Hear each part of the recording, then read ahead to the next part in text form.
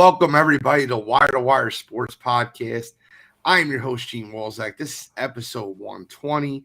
And to my upper left, I got the man that runs the ones, the twos. He's coming to us from Cleveland, Ohio. It's not really Cleveland. He lives in Columbus. But I like saying Cleveland because that's where I feel like he's from.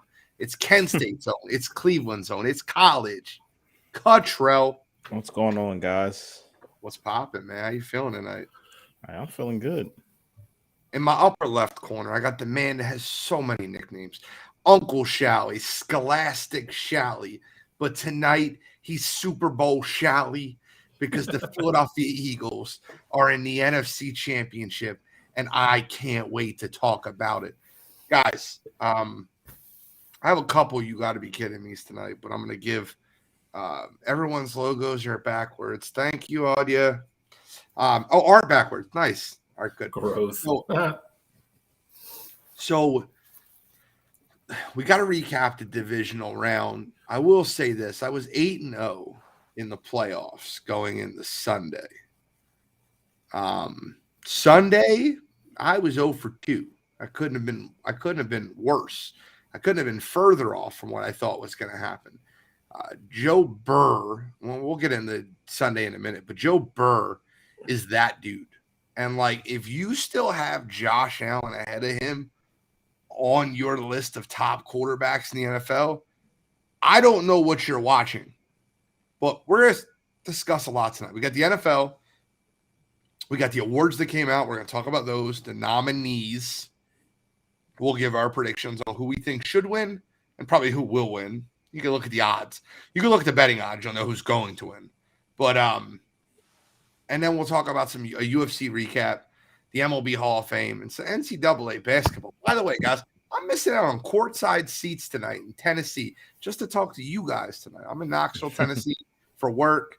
Shout out to the guys down here in Knoxville. Appreciate all you guys. But, so let's get started. Divisional championship round. What game you want to start with, Charlie? I kind of want to hear where you want to go with. Do you want to start? I don't want to start with the massacre that happened Saturday night. I just think that's embarrassing. I don't feel like Giants fans deserve us to start there. Let's go ahead and get it out the way. I don't think Giants fans deserve any time on this show this week after that game. Let's go with let's start with a good one. Let's start with Kansas City, Jacksonville. It was a good football game. Jacksonville, hung around that entire game. Christian Kirk, man, I felt that drop that he had. And I'm not I want to one of the things I wanted to say was Chris Collinsworth, what was he watching? When that throw was made, that was the best throw I've seen Trevor Lawrence make as a pro. I mean, it was a bomb, 58 yards in the air on the money. And he goes, Trevor Lawrence overthrew him. Hit him in the hands. The wrong spot, the hands. Yeah, I don't know where else you want him to put the football. And then Patty Mahomes rolling his ankle, high ankle sprain. That's going to play a lot into what's going on this week with the Chiefs-Bengals. What are your thoughts? Cottrell, what are your thoughts on the Jaguars versus Chiefs? I mean, I will say there was you could definitely still see that Trevor Lawrence he's got some growing pains, I guess you could say. But the way he performed in that one, I mean, it was definitely special. Of course he made some mistakes, but there was many times where you could see where everything was clicking for him. And I will say, obviously, Patrick Mahomes' injury changed the dynamic of that game. The Chiefs were rolling, they were moving the ball at will. Injury happens, and that first drive where Chad Henne was in, They took it down 90-plus yards and scored a touchdown. But you could just tell the dynamic of that Chiefs team was just different. And, of course, him coming back, he wasn't the same, wasn't scrambling the same. But, I mean, I just want to give a lot of credit to that Chiefs team because I feel like in a lot of situations, even though you're in the playoffs and you have that experience, a lot of people can look at that situation as kind of a lost cause, especially when you throw in Chad Henne, and we've made no bones about it.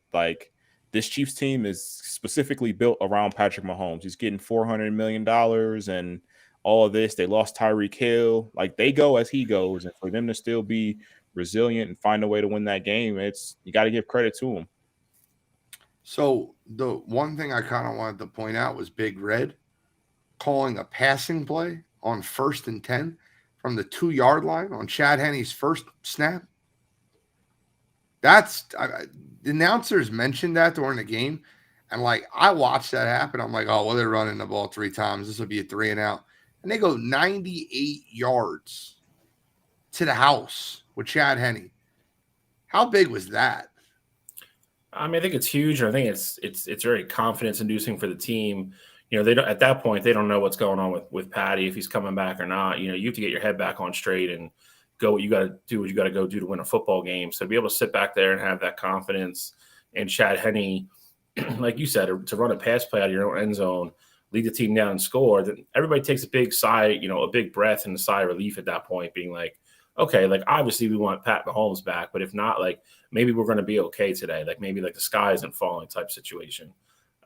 You know, Pat Mahomes mentioned after the game, I don't remember the exact quote, but he said something along the lines like, you know, I'm the luckiest guy in the world to have him as my backup.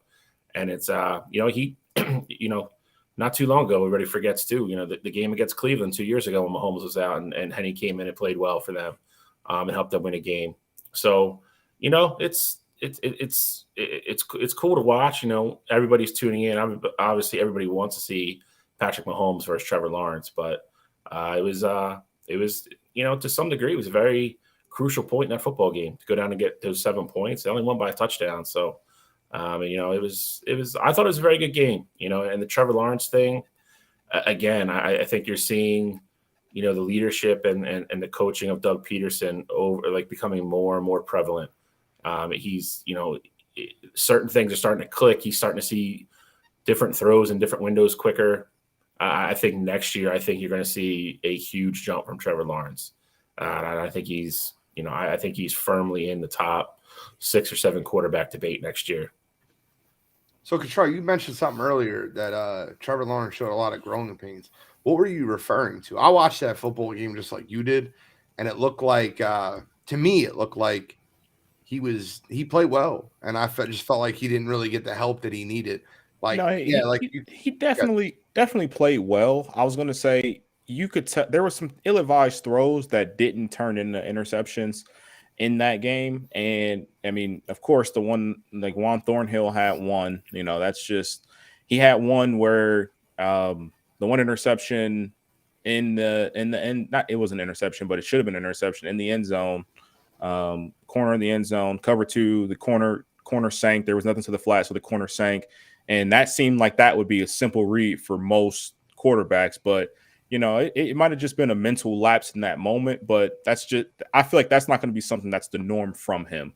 But you saw a couple times where there was like, all right, Trevor, like superstar quarterbacks don't make these kinds of mistakes. If you try to hit the home run ball and it's interception, you're trying to be aggressive, no problem. You know, obviously you don't want to turn the ball over at any point, but there was some bad decision making in there that I wasn't expecting to see from him, just because of the level of play that he's, you know, risen up to this season and that second half of the Chargers game and even in this one. But I mean, nothing phases him though. So I give him credit. I give him credit for that for sure. Is he not a rookie quarterback to you? I know what you're getting at, and I'm not going to say he's a rookie quarterback. As bad as last year was for him with Urban and just that entire team, still gets 17 games of experience. Correct. He still did play 17. He still saw things last year that he's better at this year. I mean, you know, it's easy to sit there and say that, but at the same time, he did have a full season under his belt. You know, and again, he held them in there for if you're going to write those two teams down on paper, I mean, Kansas City is definitely the more talented team. But, you know, he hung in there. And Jamal Agnew doesn't fumble that ball in the 3. I mean, that's an interesting football game. It's a real interesting football game. So, you know, I completely agree with that. I felt like that he got looked at like he made mistakes. Like, look, listen, that play Thornhill, you talking about the cover 2 where Chris Collinsworth, like, it's cover 2. You should have seen that. Are you talking about that play? Or are you talking about the one by the sideline or on the 3-yard line that he dropped? No, Because I'm talking about the one that was closer to it was close to the end zone.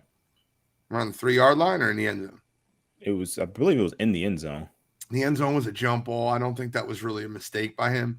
The cover 2 you're talking about, that was a jump ball. He gave his receiver a chance.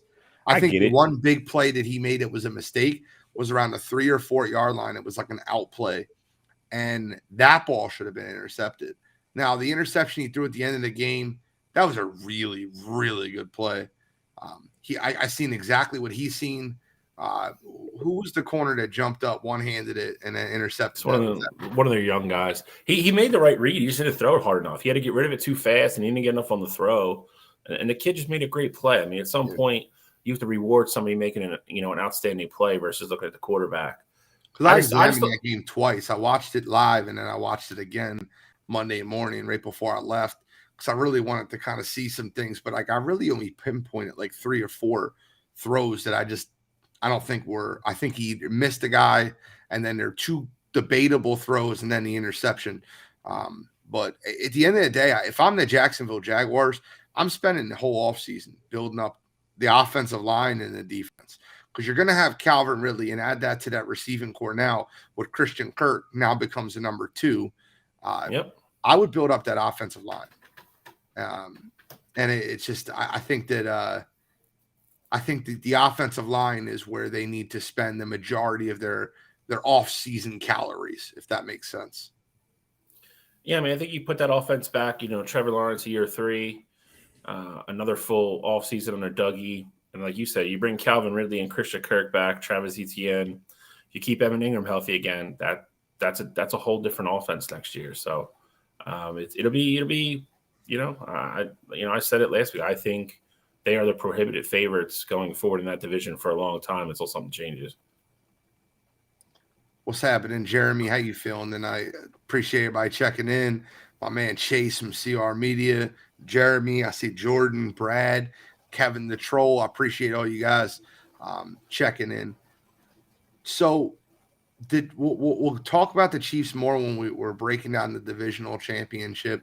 I guess we'll give the Giants their time, because the Philadelphia Eagles put an absolute beating on them Saturday night. And for anybody, the one person I really want to call out is Carton. Carton from New York Sports Radio, and I get it, he's a New York guy. But before the playoff game, he rated Daniel Jones ahead of Jalen Hurts. And it kind of pissed me off when I heard it. And I understand, like, that's his goal, is to piss people off when he's saying that.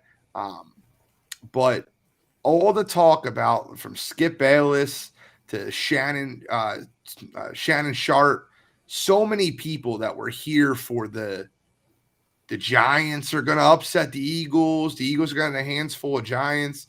The Eagles don't look the same. They're ripe for the picking. I love that. I hope those people come out again this week. Like, I'm begging for that, because this Eagles team 100% always has a chip on their shoulder, and that is motivating to them. Now, there was one thing that I will mention about the game, only negative I seen in the entire game. Nobody's been a bigger A.J. Brown fan since he's been here. You can't be sulking on the sideline up 38-7. Can't do it. I don't care if you have 4 catches for 21 yards. I don't care if you don't feel like you were targeted enough. You want a playoff game 38-7. I know you're not used to that shit in Tennessee, but in Philadelphia, winning playoff games is more important than what your stat line looks like. I was really pissed off at the way he was sulking on the sideline, to the point where Sirianni had to go over and talk to him. I know 1K always open. I love A.J. Brown. Don't get me, I don't want to get too far into that, but that was the only negative I've seen from that game. We dominated that game. Offensive side of the ball, defensive side of the ball, special teams. That Giants team didn't know what to hit him. And anybody that's putting Daniel Jones in their top 10 quarterbacks, y'all need to sit down. To comment on the AJ thing, I heard that was something different. So I read it a couple places. That last play that he had, when Jalen took a shot to him in the end zone and he came down funky, apparently when he went off, he came off anyway because he ran the deep route, but he was a little limpy, and apparently they didn't want to put him back in the game, and he wanted to go back in the game. out of a precaution thing, and that's why he was pissed off. I don't think it had anything to do with his stat line. I think he just wanted to go back on the field and play. And that's why Sirianni had to come over and calm him down. Like, listen, we're up 38-7. You're our best wide receiver. I'm not putting you back out in the field for you to run for no reason. So that's what I heard that was about. If they're just covering it because he really was sulking, I don't know, but that's what I heard it was about.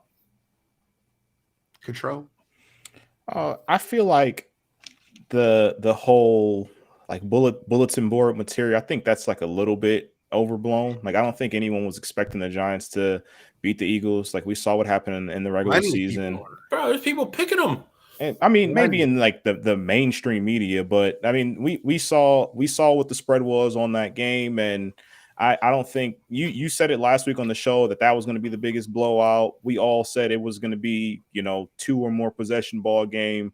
Like I don't think that there was any true credence to the Giants potentially winning that game. Now I did say I thought it'd be close in the first half, specifically the first quarter, just because the Eagles are coming off that bye. But I mean, once they went off the first 2 drives and scored touchdowns, the Giants had no chance. Like their best shot was to strike early and try to catch the Eagles a little off guard, hoping that they were a little bit rusty. That didn't happen. They didn't have a chance anymore. And then the other thing with AJ, I will say I understand the frustration, whether it be the injury or the yardage and all that. Winning, of course, takes precedent over that every single time. But I think it is okay to be frustrated in not even necessarily not getting the ball, but you could be frustrated in your performance. AJ Brown may have felt like, wow, like I had this screenplay they threw at me. I got 1 yard. I normally can cut that up. I normally can get 10. So he doesn't have to necessarily be frustrated that he's not getting the ball, but I think it's okay to be frustrated in your performance. Of course you're happy you win, but you want to be the best of your ability. So I can understand the frustration there. And as long as it's not carrying over and he's like, it's all about me. AJ Brown has never been that kind of guy. He's never had that kind of rap. So I don't think that was the case anyway, but that's the one thing I'll say about AJ. Well, to kind of address that, I kind of seen a little hint of it towards Gardner Minshew when they played it. And I get it, Gardner didn't play great, but that's still your teammate. We mentioned that on the show that he kind of had a little attitude towards Gardner Minshew in that Saints game when they lost. Granted, I was gonna say it's also different when you're losing too. Like if you're not getting the ball and you're losing, I'm sure we're gonna talk about it with Stephon Diggs. Like when you're not getting the ball and you're the number one option and you're losing games and you really feel like you can help your team. I'm not saying you show up those teammates, but again, I can 100% understand that frustration and wanting to be more involved to put your team in a better position to win a football game. Final question on Eagles Giants before we move on is, if you're the Giants, are you bringing back Daniel Jones? And Bill, don't answer this as an Eagles fan because, of course, we would love them to. But if you're the Giants, are you bringing him back? Here's what I'll say. I think if you can't go get a Derek Carr, if you can't go get somebody proven, I don't know. I mean, you might have to tag him and live with it another year. I mean, I think the crazy, projections that he's, like you said, that he's jumped into the top 10, like that's all nonsense. He was definitely better this year than he was last year, though. Like Brian Dable made him better, got him a little under control. That Giants team is going to be good again. They're going to be better. I don't know. I'm not extending him. I'll tell you that much. Their problem's going to be is they're not going to be able to draft anybody high in this class. So, you either have to go get somebody and sign them long term, or I think you have to live with Daniel Jones for 1 more year and tag him. I really think those are only the options they have. Control. I feel like you do sign him, and he is your quarterback next year. I think Brian Dable has kind of shown that he's okay with Daniel Jones, and he can find a way to make that work. Now, I feel like the other thing that's kind of hasn't really been addressed is, and it's not why they lost the game on Saturday, but that Giants team outside of Saquon Barkley, he doesn't have like a true weapon. Like he doesn't have like that number one receiver that helps him look better. So I think you can keep Daniel Jones, and I'm not saying he's a top 10 quarterback or anything like that, but I think the way that he played this past season and his ability to show that he was coachable and really buy into the Brian Dable system and cut back on what had been his Achilles heel his whole career so far, and that's the turnovers. I think, given all those things, you bring him back. I think you try and see if he's going to sign a 3-year extension. I think 3 would probably be the most that I push it. Probably get him at like $35 million a year. That's what the number I would try to get him at. Obviously, that's a high number, but you have to think there's so many other quarterbacks that are on the market. He's probably going to ask for 40 plus. So, and if you want to bring in a veteran quarterback, chances are they're going to probably want 40 plus too. You got to think TV deals are going to be happening where that cap number is going to go up. Like it's only going to go up from here. So 35 mil for Daniel Jones, it sounds crazy now, but in comparison to all the other deals, probably at the starting point of next season, it won't be too crazy. And I think you got to save that franchise tag for Saquon because we all know the shelf life on running backs isn't what it used to be.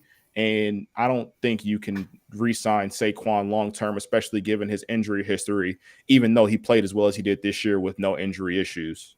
So my question would be, and you kind of got to make that decision before this offseason, but if you look around, there's going to be a lot of quarterbacks available this offseason. All right, so, I mean, we could assumptively say that Lamar Jackson signs an extension with the Baltimore Ravens. We can assumptively say that. Even if he doesn't, he's not going to New York. Aaron Rodgers is going to be on the move this offseason. He's not going there either. $50 million. Derek Carr, I think he was 40 plus $million. I'd rather play Derek Carr $40 million than Daniel Jones $35. Agreed. And you can say what you want there, but I think there's just going to be a lot of options out there. Jimmy Garoppolo will be out there. I think Jimmy Garoppolo is a better option than Daniel Jones. I think the other thing too, though, is, and it's not, I'm not going to say this is an indictment on Brian Dable, but you see Daniel Jones and you see he had Josh Allen before. Maybe he likes those quarterbacks that are the dual threats, like Derek Carr. Maybe he doesn't necessarily fit what Brian Dable is looking to do. That would kind of limit what his play calls are, things like that. So I think you have to put that in consideration as well. Like, I'm sure Brian Dable is looking for the right mode of quarterback to run his system. Yeah, but how many years do you waste of your coaching career with a quarterback that's never going to get you to a promised land? I mean, you saw what he did this year, and obviously that wasn't Super Bowl caliber. But I also didn't think I didn't think the Giants roster as a whole was a Super Bowl caliber roster. So I think you can make improvements. So many bad contracts that Gettleman got them into. They really don't have a ton of cap space this offseason either. They're not sitting there like they're not sitting pretty like a lot of teams are. That's true, but you can get savvy. You see a lot of teams get savvy where they restructured. I mean, you see what the Cowboys keep doing, where they just push it all to the signing bonus and free up some cap space. So you can get crafty, especially in a market like New York. Their owner has the money for it, so you can get crafty, figure out ways to improve that roster. And of course, the big thing is going to be drafting well. Yeah. All right, let's get into the next game. You got the Buffalo Bills, Cincinnati Bengals, Sunday afternoon. That game wasn't close. And I think the thing that really stood out to me there is I felt like when Cincinnati went up 14-0, I felt like we all sat there and watched that game like, all right, well, Buffalo will come back and this will be a game. And, it never got close. And I got to give credit to three situations in the game. Two are individuals. Joe Burrow is him, right? Joe Burrow is him. Guys, I heard a lot of people saying this week, and I kind of want to bring this comment up and get what your opinion is. Patrick Mahomes is the best player in the NFL. Joe Burrow might be the best quarterback in the NFL. Like, I know it sounds like a silly statement, but Patrick Mahomes is the best athlete in the NFL, best player in the NFL. But as understanding the quarterback position where the ball needs to go, putting it there, reading defenses, and winning big football games, is there anyone better than Joe Cool? I saw Darren Orlovsky say that, and I saw people were getting on board with that, and I understand where that's coming from, but there's no way that I could say that Joe Burrow is the best quarterback in the NFL when you take away Patrick Mahomes' number one weapon and he turns around and gives you an MVP award and has your team in the 5th straight AFC Championship game. So I can't necessarily say that. I think Joe Burrow, at least for me, has submitted himself as the second best quarterback in football. And I think, in any other situation, I would probably agree and say, Joe Burrow's best quarterback in football. But given what Pat lost, and he just elevated his game even more this year and still winning and still doing Patrick Mahomes like things, I gotta still give Pat the edge there. Fully understand. Bill? I tend to agree with Cottrell. I think Burrow has firmly entrenched himself, as at worst case scenario, top three. And I think those three are separated a little bit from everybody else. I'm not going to say he's better than Patrick Mahomes because I don't think he is. I think Patrick Mahomes is just physically more talented. And to Cottrell's point, you took away his best wide receiver, and he went out and had another great year. And we talked about it at our preview this year. We all kind of expected Kansas City to either, maybe not take two steps back, but at least come back to the pack a little bit, and that didn't happen. I think Joe Burrow I think he's an elite quarterback. I think that's what he is, and I don't think you can really debate that anymore. I think he has a great team around him, and to Gene's point, you don't see him make bad throws anymore. And even his incompletions are, he's getting into that mold of prime Aaron Rodgers, prime Tom Brady, where his incompletions are still, maybe into a tight window, but only his receiver would have a shot at diving to catch them. Like he never puts his team in any kind of trouble at all. And that's when you understand the position on that level, it's crazy to watch, as fans and as people who, break down football games. He's on a different level. He's elite. Buffalo, I think Buffalo needs to, to get onto that side of the discussion. I think Buffalo needs to take an honest look in the mirror this offseason. I really do.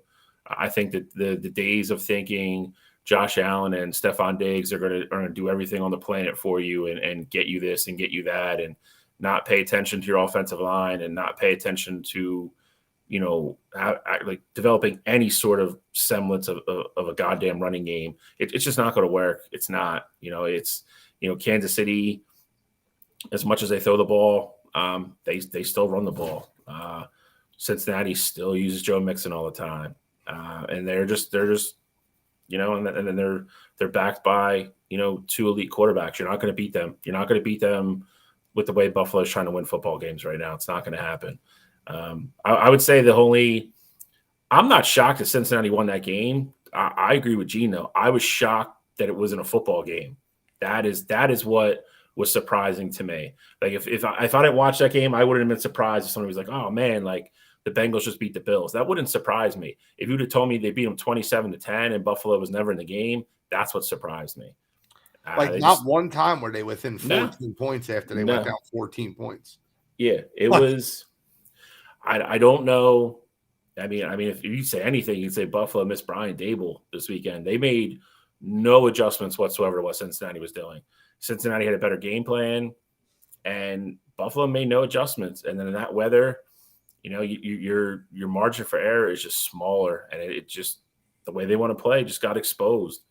I don't know how many I just don't know how many game plans or games you're going to go into with the game plan that Josh Allen's going to run for 80 yards, throw 4 touchdowns, Diggs going to have 150, and we'll just figure it out. I think that's just nuts. And their defense just got dominated. I mean, Cincinnati just ran the ball down the throat. I will say though, you brought up Brian Dable. I think that's a great point because when Dable was in Buffalo, Josh Allen he got to the point where he wasn't really turning the ball over, and then we saw this year where he started turning the ball over, and we saw specifically in the playoffs where he was just this turnover machine, and it's kind of crazy to see this because you were thinking that Josh Allen was taking this step, and not to say that he's not still an elite caliber quarterback, but to see the steps that he was taking with Brian Dable, and now that Dable is no longer there, for him to regress in the turnover department, it would kind of worry me a little bit if I was Buffalo. I think you got to, of course, address that in the offseason. But the one thing that I will say about Buffalo too, they brought in, and it's not they didn't lose the game off of one player, but they brought in Von Miller. Obviously, Von Miller wasn't there at all for them. Jordan Porter had been hurt, and I'm not making excuses for this Buffalo team, but Jordan Porter is going to be gone after this season, and they're going to have to find ways to add on to this team just because their championship window is now. And their GM was at a press conference and talking about the roster restrictions that you have when you're paying a top caliber quarterback and a top caliber receiver. So they got to find ways to get creative and add more talent to this roster. Like you said, Bill, they cannot rely on Josh Allen and Stephon Diggs to just get it done. I think they do absolutely have to find a running back that's going to be there every down back where they're not putting in 3 guys the whole time. I think they're going to probably try and go after another weapon for Josh Allen. Not necessarily saying that Gabe Davis or any of the other guys are bad, but I think they just have to improve their roster. They haven't been getting it done as is. I couldn't disagree with you more. I think the biggest thing that they need to do is they need to make a change of offense coordinator. They need to bring Ken Dorsey back to a quarterback's coach. That's exactly what he is. He's a quarterback's coach. And I think they need to bring in an offensive game plan. So when Brian Dable was there last year, you seen Devin Singletary take strides and have his best season. Their running game in the playoffs last year was very good. Devin Singletary. At the end of the year. End of the year. They didn't get past the divisional round. So, no, first of all, let's just be clear. Overtime in Kansas City. I get it, but they didn't. They didn't get past the divisional round. Cottrell, they left the field up 3 with 13 seconds left on the clock. Yeah, they never touched the ball again. Like, what did you want that offense to do? I'm not saying it's all on the offense. I said they went out and got Von Miller, a playmaker, to try to help that defense. He wasn't healthy at the end of the year. They're going to lose Jordan Poyer. I just said they have to. Not having weapons is just. I didn't say he didn't have weapons. I didn't say he didn't have weapons. You said they're going to go out and get him another weapon. That's not what they need to do. They need to get an offensive coordinator. I think they got to go get him another weapon. Once Stephon Diggs was struggling, who was the guy that you go to? I'm not necessarily saying you have to go get another true number 1 receiver. You got Gabe Davis, you got Dawson Knox. I'd argue very clearly that I think that Josh Allen has more weapons than Patrick Mahomes. And I would agree with you on that. But Josh Allen isn't Patrick Mahomes. I think Patrick Mahomes showed that he's on another level. Yeah, but Patrick Mahomes is doing it without a defense as good as Buffalo's statistically now going into the postseason, and without a receiving core. Again, I think I agree with you on that point, but I think Patrick Mahomes is shown that he's just on another level. I think if you want to beat a team like the Bengals, I think the Bengals have a better receiving core.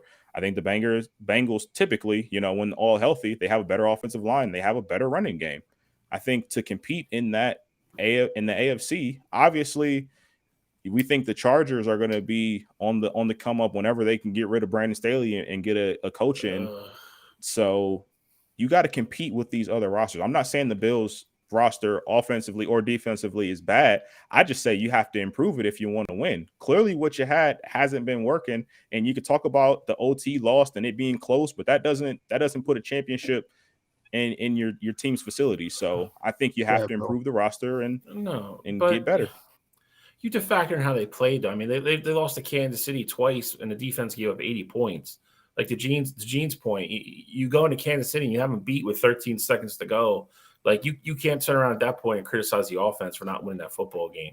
But to Cottrell's point, and even Gene's, I think if you're a Bills fan, I think the thing you have to worry about is Josh Allen certainly didn't go forward this year. I don't necessarily want to say he regressed, but he did things this year that he didn't do a lot last year. And I don't think, just like Gene said, I don't think him and Ken Dorsey are on the same page. They don't have the same flow. They don't have the same connection that him and Dable had. And I don't think Dorsey's making game plans that, is beneficial to Josh Allen. There's been times this year, there was the infamous scene where, they were up in the press box, they were on the phone screaming at people and everything else. But I feel like that was like the whole year. It was like, okay, we'll call this play. If it doesn't work, Josh Allen will scramble for 8 yards, and then we'll call the same play again next play, try to throw a deep ball to Diggs. If that doesn't work, Josh Allen will scramble. You're not going to win that way. And on top of that, I know he's a big dude, but eventually you're going to get him killed. I agree. I I don't think they can go into next year with Ken Dorsey being the OC. Either that or something's got to change. They there has to be a significant effort to change the play calling. Bill, it's very simple. It's perfect. It's a perfect setup. It's a perfect look. It's almost too easy. He used to be a backup quarterback. He had the greatest comeback in NFL history. Frank Wright made the best out of Carson Wentz in Philadelphia in 2017. Josh Allen is a prototype of a better version of what Carson Wentz was. You bring Frank Wright in to be your offense coordinator, and that offense looks different. Jonathan Taylor, like the Eagles' run game, Jonathan Taylor's team, they both evolved under Frank Wright's system. Frank Wright needs to be the next offense coordinator there. Ken Dorsey needs to go back to being the quarterback's coach, and that needs to be it. And by the way, I'm going to tell you something right now. This is another wide receiver diva thing that pisses me off. Stephon Diggs in that game, you can't do what he did. He did the same shit in Minnesota, yelling at Kirk Cousins on the sideline when they're losing. And look, I understand being frustrated when you're losing the football game. I understand not being happy losing when your expectations are so high. But it always is the diva wide receiver that shows that emotion towards the quarterback or towards the team that just it's not being a team player. Stephon Diggs has made a lot of money and has a lot of talent playing with Josh Allen and playing with that Buffalo Bills team. He did this in Minnesota, and he did it again on the sidelines in Buffalo. And Cottrell, you're shaking your head. I know you're always on the player side that are emotionally sprouting out, and I understand that they can basically do whatever they want if they're because it's not them do whatever they want. It's crazy to me how different players get different stigmas. Because if a quarterback is going out and yelling at I'm saying if a quarterback is out there yelling at their offensive lineman, we're saying like, oh, he's getting them motivated, he's getting them ready to go. It's not just him being frustrated and wanting to get everybody else on the same page. But when receivers do it, they're being a diva, things like that. And it'd be completely different. Again, it'd be completely different if they were winning a football game and he's like, man, I was open on that play and they're up 25 and he's out there complaining. If you're losing a football game and you're passionate about it, why can't you be upset? Why can't you have a conversation with your quarterback and you're yelling back and forth with each other? Stephon Diggs and Josh Allen have that connection where they're going to get into arguments or whatever, but they are tight as you can be. They go over each other's houses all the time, and they're going to argue and have spats like that. Like, that's just one of those things that's going to happen, especially if you're comfortable with the person. It's not like he hates the guy and he's like trying to get on him and putting all the blame on him. He's going to have passion. Nobody's saying that, but I think to your point and to Gene's point, I tend to agree with Gene here. Context matters, though. When you're on the sideline and you're a quarterback or you're a wide receiver and you're losing, but you're making a comeback, but you're like, you're over there screaming at guys, being like, "Hey, let's go! Like, we're there! Like, next drive we get the ball, we're going to score again." That is different than sitting on the sidelines yelling because somebody's not throwing you the football. They're two completely different things. And Diggs is more guilty of the latter than the former a lot of times. And he did do it in Minnesota, dude. Like, he did. Like, he forced his way out of there. Like, he's a great player. I love him. I love watching him play football. I think he's an amazing talent. But, I mean, those are just the facts of the case. He didn't want to stay there. And to add to what Bill just said, and Cottrell, let me just preface this. I don't want this to come off disrespectful because I love you. And I know how passionate and how deep in thought and how well your decisions are made.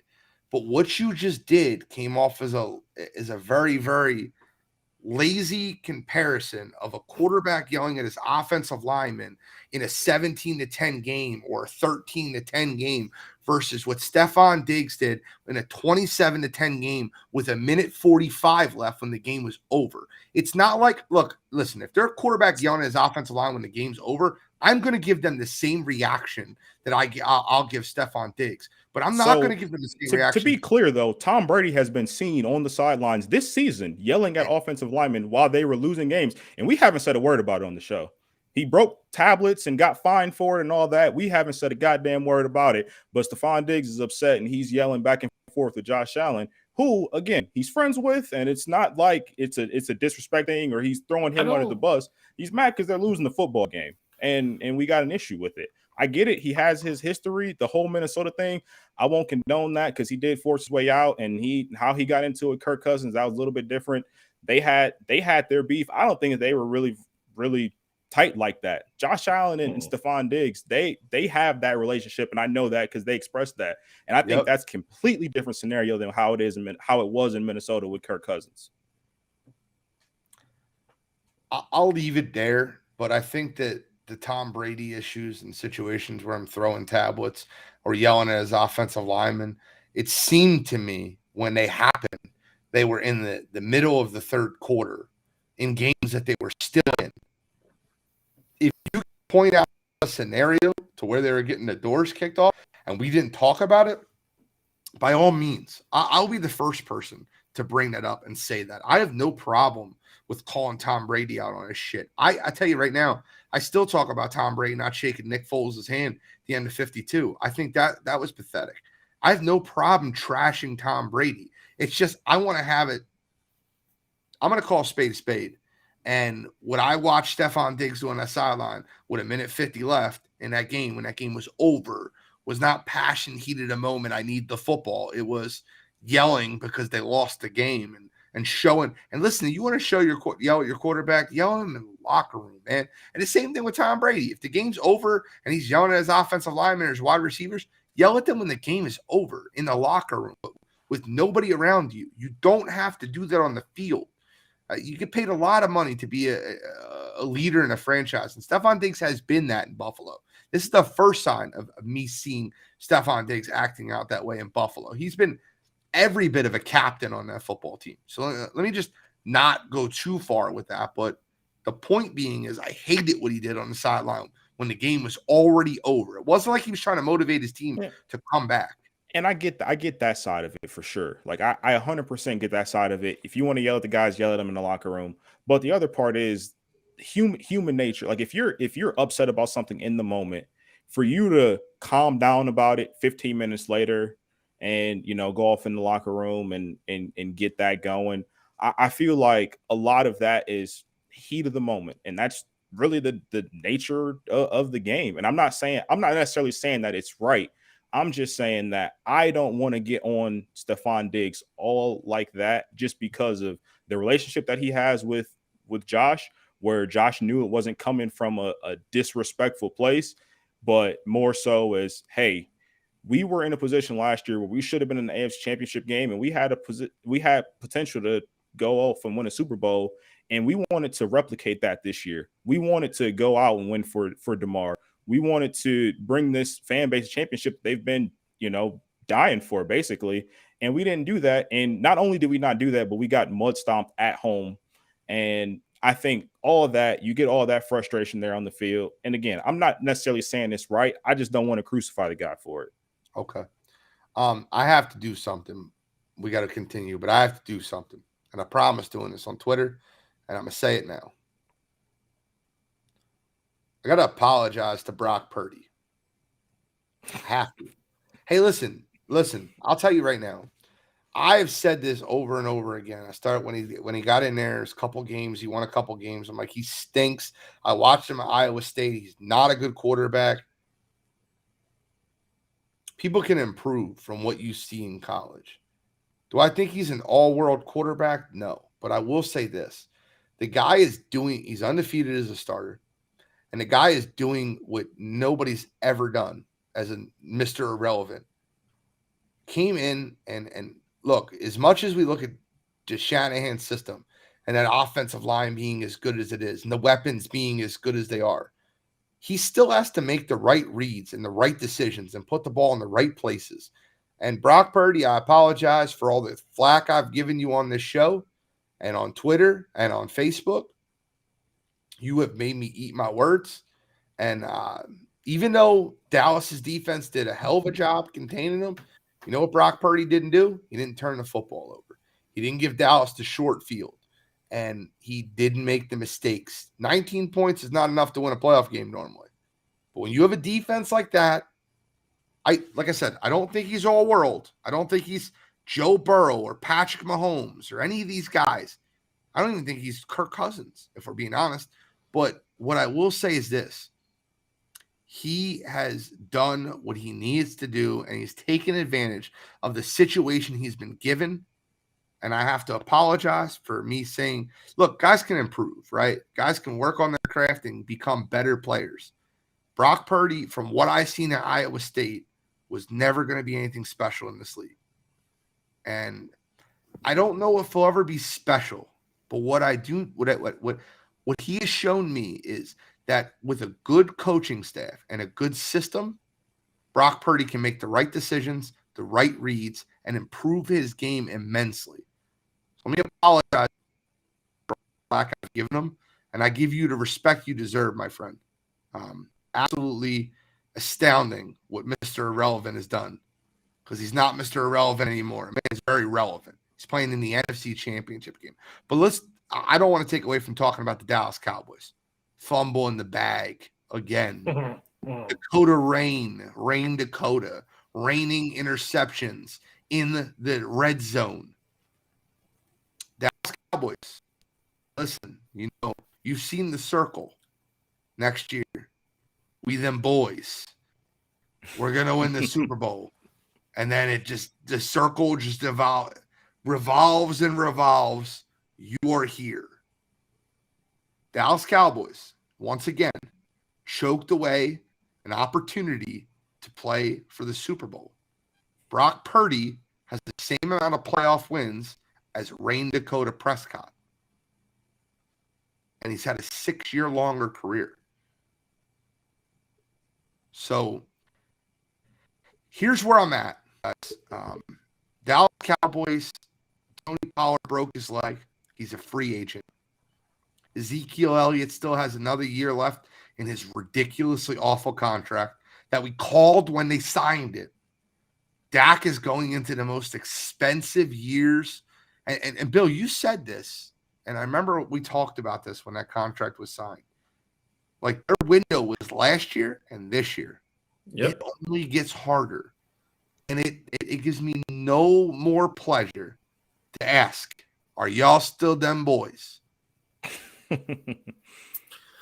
They're gonna be up against it next year. I mean, I think we all agreed that Zeke was probably gonna get cut, and then we're gonna try to re-sign Pollard. I don't see that happening now. I mean, I feel bad for him, to be able to break out and have, that breakout year right before going into free agency and probably be coming back as a feature back as the Cowboys next year. To have that injury happen in a situation like that, that sucks for Pollard. It really does. To your point, I think you're stuck with Zeke unless they're going to cut him, and all of a sudden they're being linked to like Bijan Robinson and a bunch of people at the end of the first round. Maybe start a rookie running back. I don't know. You're going into Dak's two most expensive years of his contract, and you've other people coming up on contract. They're going to need to be signed. It's going to be an interesting couple of years for Dallas. I mean, you can only convert so much to signing bonuses. I think they're going to get creative, and I think they're going to probably lose a player or two. And it's Mike is going into year 3. He'll be up for an extension after next year. I mean, you have to pay him. 4? Yeah, you have to pay him. So I mean, it's. I don't know. I hate to say it. I mean, I know you took Dallas to win, and me and Cottrell both took San Fran, and that's the reason I took them. It's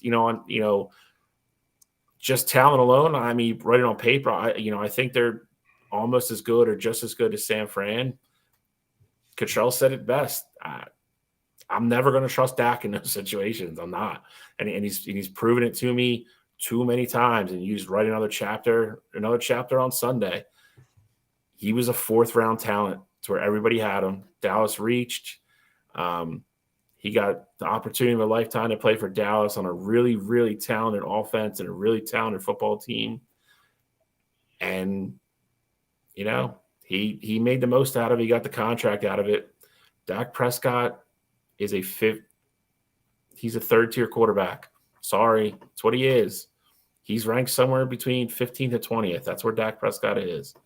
And that's what he's always going to be. That's who he is as a quarterback.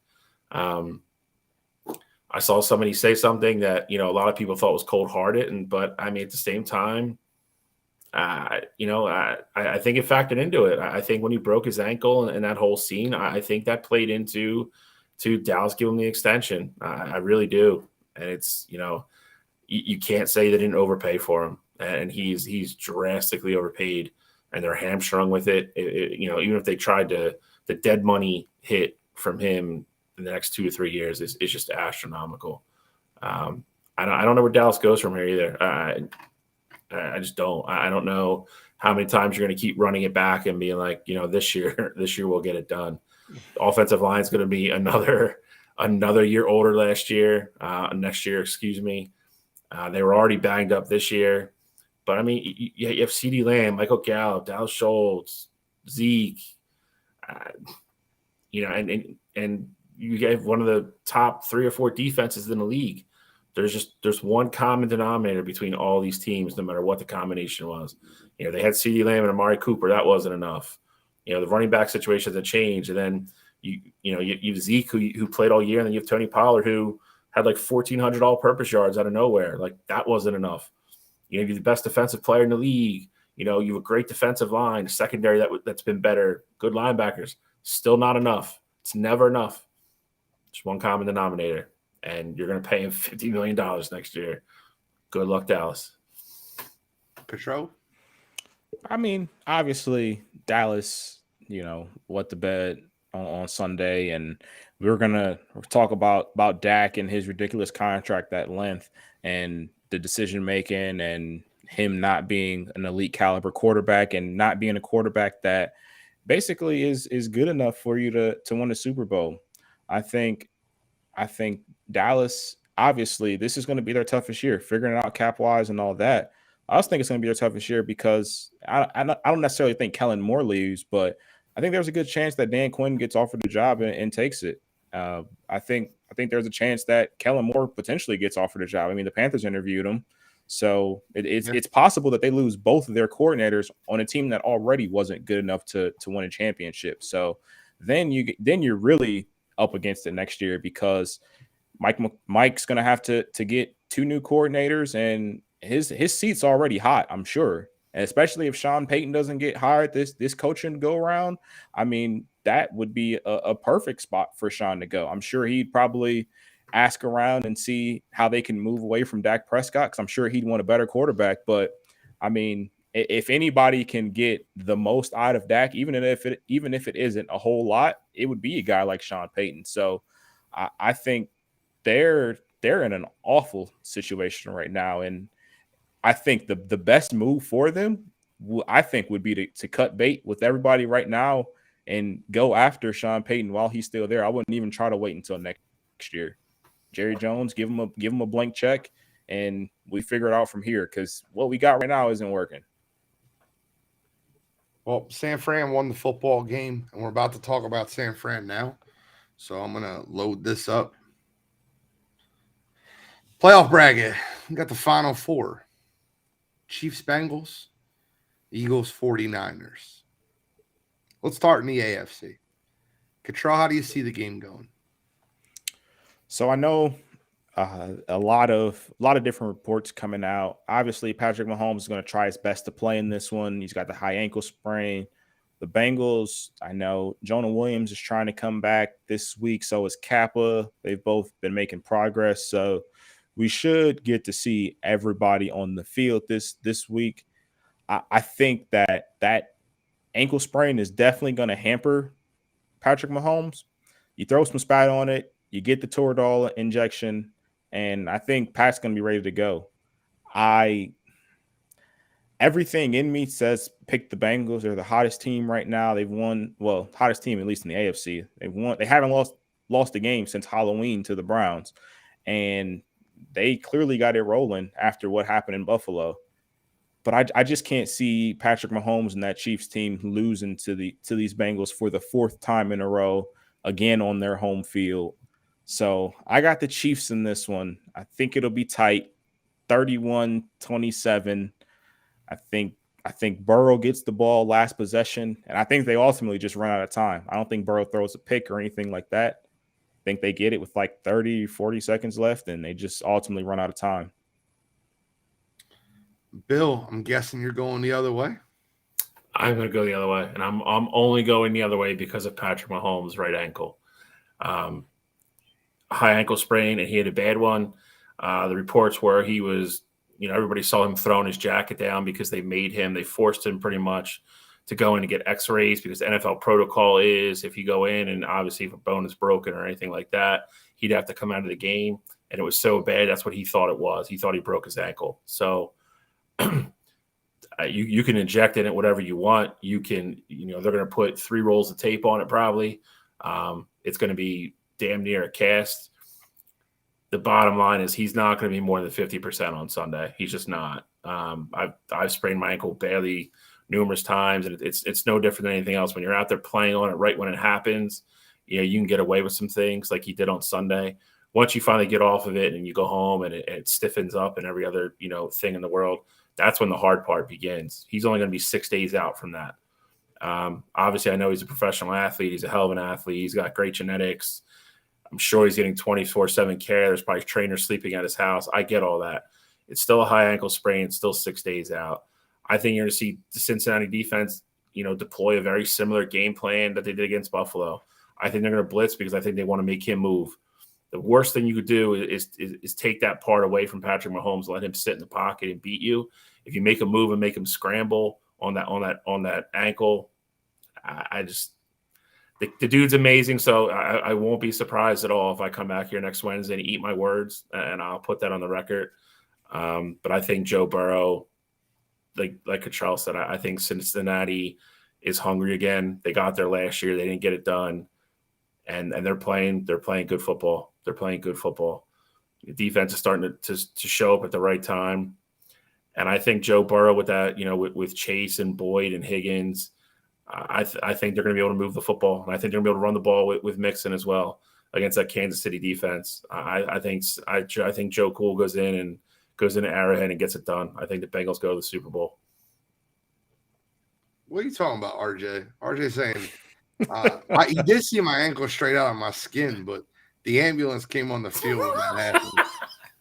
But I still show it to the world. That's not what happened, RJ. The ambulance went on the field. I was upset. I snapped. RJ wanted his hero moment. He said, "Look, I carried Gene to the car. 10 blocks. 10 blocks. 10 blocks.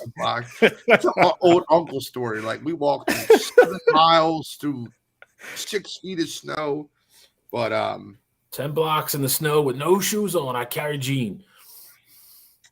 But I look at this football game and I'm a side with the Kansas City Chiefs, and I'll tell you why. I think that last year's AFC Championship game, the first half of the game was very clear that the Kansas City Chiefs were the better football team. And then the Bengals went on a hell of a run. And Mr. Momentum is a hell of a drug, right? And they won the football game. This year in Cincinnati, Kansas City was very hyped for that football game. Travis Kelce talked about it on New Heights. Lost again, 27-24. I don't know, man. I look at Big Red. I look at the Andy Reid, Patrick Mahomes. I think they find a way to get it done. Travis Kelce's unguardable, unblockable. He's incredible.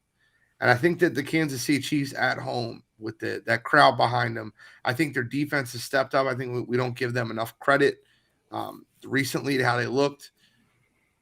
I think the Chiefs get it done. And another thing, and I'm always here for the conspiracies. I'm always here for the little bit of tidbits of information. The line opened up at Kansas City -1. I knew you were going to get into that. 91% of the money was on the game, was on the Bengals. It moved to Bengals -2.5, right? With no change in the betting money. Just the status of Patrick Mahomes coming out today, it's moved back to a pick'em, even money. If Vegas was trying to even the bets out, wouldn't they move it Bengals -3, Bengals -3.5? 91% of the money is on Bengals. They got the Bengals 2.5, and then it went back down. I know, and I think it went back down because Vegas and the world knows that especially today, especially today. Today was the big test, because he hadn't practiced. Obviously, didn't practice Monday, Tuesday. Today was his first day actually being on the field, and I'm assuming that Vegas had somebody. There was somebody around for the open part of Chiefs practice, and Patrick Mahomes probably didn't look like the normal Patrick Mahomes, but he looked good enough to where he was going to for sure be on the field on Sunday. And so they're like, hey, if Patrick Mahomes is out there, I don't care if he's 10%. If Patrick Mahomes on the field, the Chiefs got a chance to win, and we gotta fix this spread out. No, there's no shot he's not playing. I mean, there's but I'm no saying shot I think there was the way the line first moved. I will say from the Chiefs opening up -1. Playing. Exactly. Yeah. I think how they moved that line as much as they did, there was legitimate worry if he would be able to play or not. And with him being the first day that he was on the field and there was eyes on him, they had to move that spread all the way back just to even that back out. Dude, Patrick Mahomes is just different, man. We say it all the time. He's the best football player in the NFL. And I just feel like that the best football player in the NFL with the better coach and the better overall player at home, I got to give the edge to Kansas City here. I'm taking Kansas City. I don't feel great about it because I hate going against Joe Burrow. Joe Cool is just that dude. And you guys know how big of a fan of Joe Burrow is. Like, if we had the Mount Rushmore of gene players, like, Joe Burrow would be real far up there, right? You got Joe Burrow and Trevor Lawrence and the guys I really root for in this league. Kermit the Frog is something different. I got the Chiefs winning this one 31-30. I think it's an incredible football game. 30-28, and I think Harrison Butker kicks a 48-yarder to send him to the Super Bowl. Like Cincinnati 31, Kansas City 27. Okay, we all got a good game. That's my score. Bill, just the opposite. So, well, I got the Chiefs instead of the Bengals. So, definitely gonna be a good one. I got news for you, gentlemen.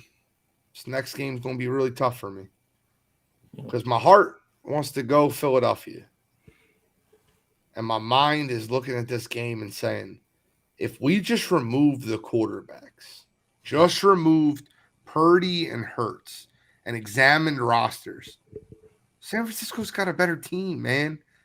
And they're built so well. Well, let's talk about this game. Eagles San Francisco is being played at the Link at 3:00 Sunday afternoon. The Philadelphia Eagles are 2.5-point favorites. Control, you know 100% what I say about 2.5-point favorites. Yep. Take the dog. Take the dog almost all the time. That doesn't mean they're going to win the football game. I don't know. I'm going to try to convince myself throughout this conversation that the Eagles are going to win this football. But what I will say, let me start here, and I'll give my prediction last. But let me say, I think Lane Johnson looked a lot better than I thought he would. And I think that is huge. And Avonte Maddox is probably going to play this week, which I also think is huge. It allows the Eagles to – the Philadelphia – Jonathan Gannon showed me something versus the New York Giants that I just didn't know if he would do. The Philadelphia Eagles exclusively should run cover one. And if you guys don't understand, like, if anybody listening at home, I find this really hard to believe that a lot of people didn't understand what coverages are.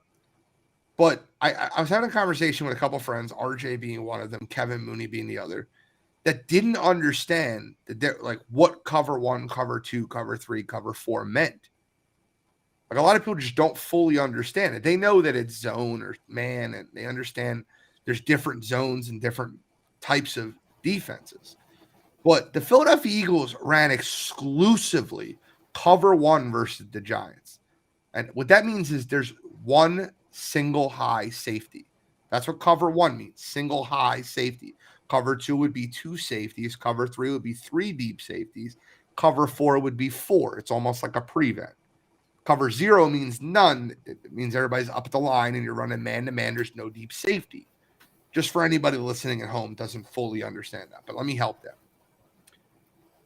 The Philadelphia Eagles should run exclusive cover one and make sure that Christian McCaffrey doesn't beat you, and you make Brock Purdy go on the road in a windy environment in Philadelphia where, listen, we always say it, right? Like we say he hasn't been in this environment. He hasn't played a top five defense. He played Dallas last week, who was a top five defense. And Dallas did a great job of controlling San Fran. If it wasn't for those turnovers, I don't think they scored 19 points. Like they scored 19 points in that game with 2 turnovers, 2 big turnovers. I look at this game and I say, Brock Purdy has to come into Philadelphia, and that Philadelphia defense has to hold that 49ers team under 20 points. The Philadelphia Eagles cannot turn the football over to that defense. That defense is swarming. Fred Warner, Nick Bosa. I mean, I can go for days and days of how good that defense is. But there's one weakness in that defense, and it's deep passes. They're susceptible to the deep pass. A.J. Brown and Devontae Smith have to have huge games on the outside, and the Eagles cannot turn the football over. That offensive line has to hold up. You have to control Nick Bosa, who's been unguardable. And if Nick Bosa's name was Micah Parsons, he'd be Defensive Player of the Year. I see a lot that can happen this game. Cottrell, start us off. I was going to say, Gene, I'm glad you brought up that cover 1 point, because surprisingly enough, I couldn't disagree more. I think normally I would be on board with you, but the way that this 49ers team had, like what they do with their different formations, where you put Debo, you could put Debo in the backfield, you put C-Mac obviously in the backfield, or you split them out wide. I think if you go cover 1, depending on how Shanahan schemes up different things, there's going to be a better shot than not that your best guys, like it won't be Slay on Debo, it'll be Slay on Ayuk on the outside, just because you have Debo or McCaffrey like lined up either in the backfield on the line of scrimmage. They have so many different weird formations where I wouldn't have a game plan of running exclusively cover 1. The other reason why I wouldn't exclusively run cover 1 or just any man coverage in general is because the way that this Eagles defensive line has been playing this whole season, and including the playoffs as well, they've been getting after the quarterback. What I would do, I'd play more zone coverage, but I would try to disguise it more. I want Brock Purdy to think more about the decisions that he has to make. I want my D-line to, have the ability to pin their ears back and get after the quarterback. When you have that kind of pressure, getting at you, that mental clock is going to speed up, and that's when the mistakes start to happen. Brock Purdy hasn't really made any mistakes, like any big ones yet, but when you have that pressure on you and you have to still read a defense, and it's not the right what you saw pre-snap, they've shifted, they've come down. They showed cover 2. It ended up being cover 3, and you have to see how people are moving. I think that's when you're going to start to put Brock Purdy in situations where he's uncomfortable, especially when you got 4 guys with 10+ sacks that all can get after the quarterback. So I think that would be my game plan going into it. Now, of course, if you got Debo out wide and, it isn't a bunch formation and it's, you could play straight up, I have no issues with the man-to-man coverage. I just think the way the 49ers move all their pieces around, I just think you would struggle getting a matchup that's advantageous for you if you exclusively ran man coverage. Well, the Eagles almost exclusively run nickel, Cottrell, and Chauncey Gardner-Johnson, former cornerback, and Avonte Maddox should play. So both of those guys are elite inside cornerbacks. So running a cover 1, you would have Chauncey Gardner-Johnson or Avonte Maddox on that Debo Samuel on the inside. And I don't think that matchup isn't advantageous for the Eagles. I think what you have to avoid is Kazir White against Christian McCaffrey in the open field. That's what you really have to avoid. But the Debo Samuel coming out of the backfield, you have Chauncey Gardner-Johnson, who basically runs your in-the-box safety that covers the – God, I'm sorry. You know I love Chauncey. He was a Saints player. I hated that they got rid of him.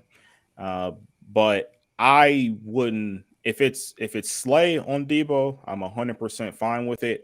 I wouldn't want CGJ to be on Debo, especially that's such a tight like window essentially, where I get it. CGJ is a guy that likes to be in the box, but when you have a guy as shifty as Debo, and I know you're going to be throwing in more motions and things like that, there's just so much that can confuse those guys. And I get it. He can cover. There's no doubt about that. But in that much open space, I mean, one missed tackle is the difference between a 10-yard play or a touchdown. So I just don't think I would be comfortable in that situation because, you just have those guys, the athletes that the 49ers have. Not saying you guys don't have those like great athletes as well, but the guys they have, you miss one tackle, that's a touchdown. So I just personally wouldn't have that philosophy. But I mean, I think the Eagles, they definitely have a great shot to win this football game. I'm not saying you were counting them out completely,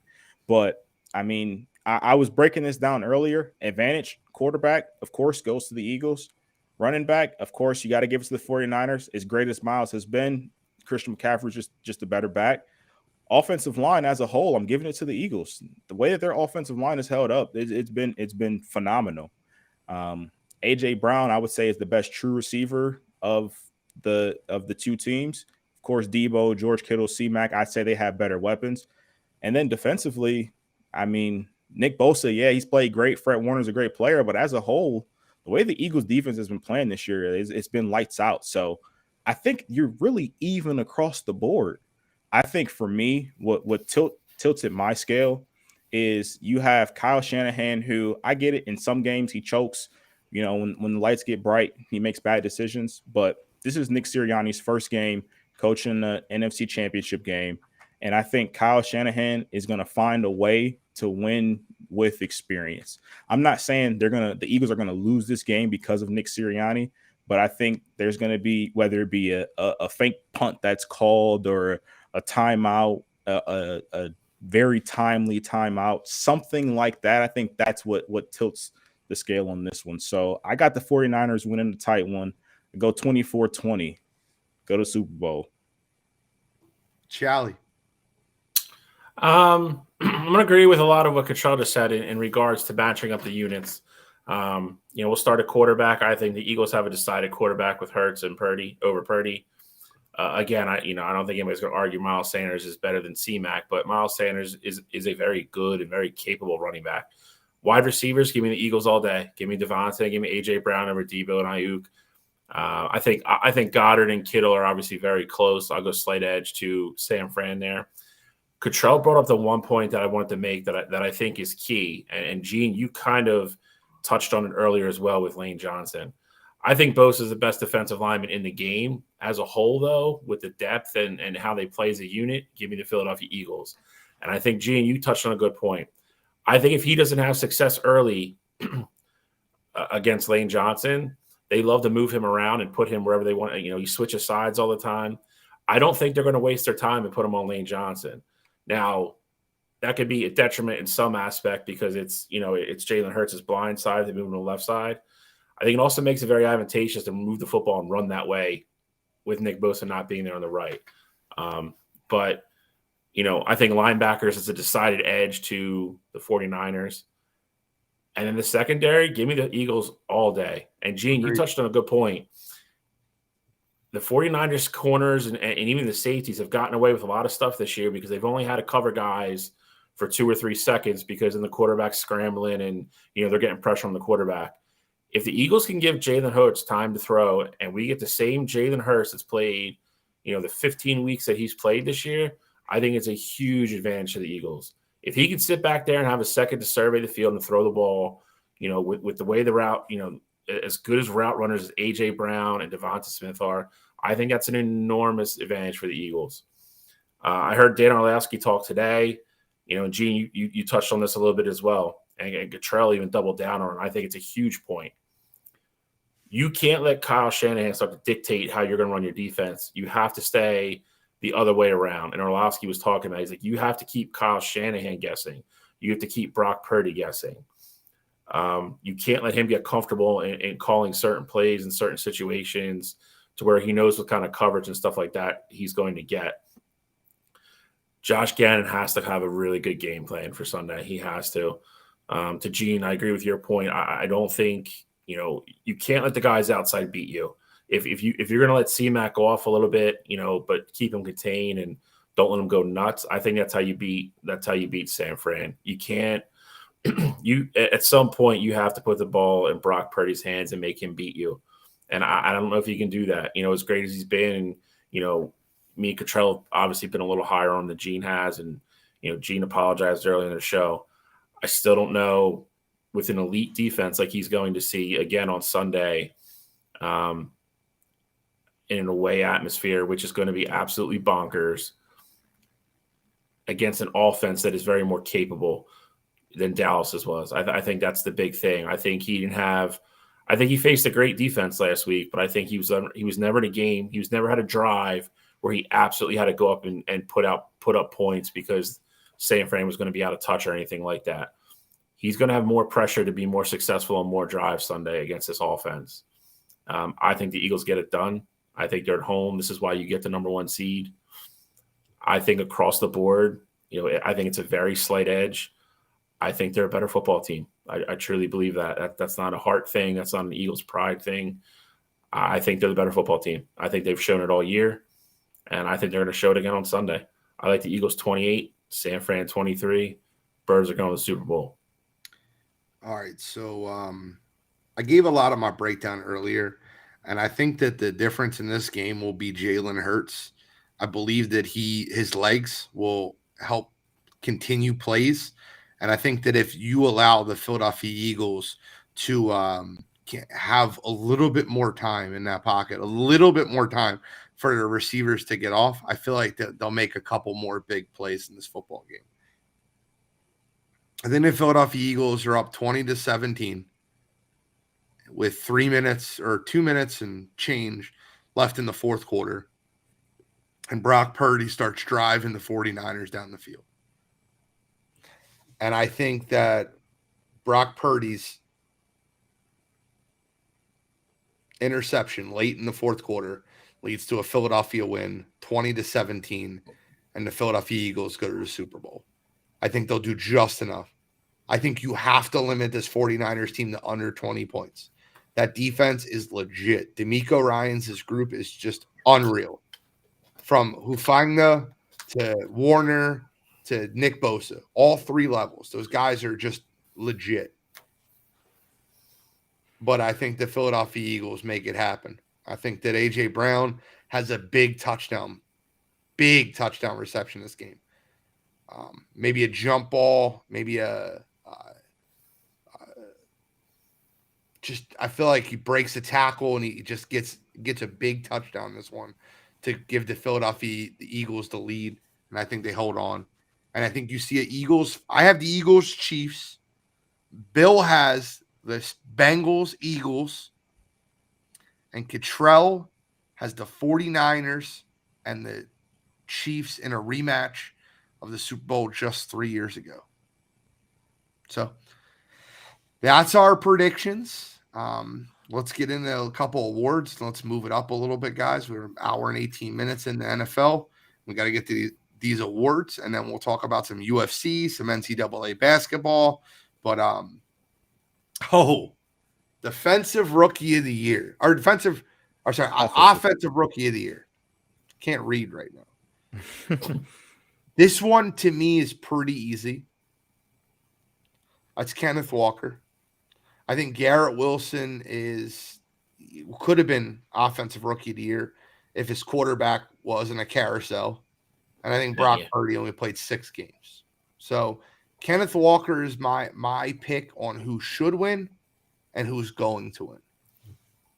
I will go with Kenneth Walker as well. I think that's who should win.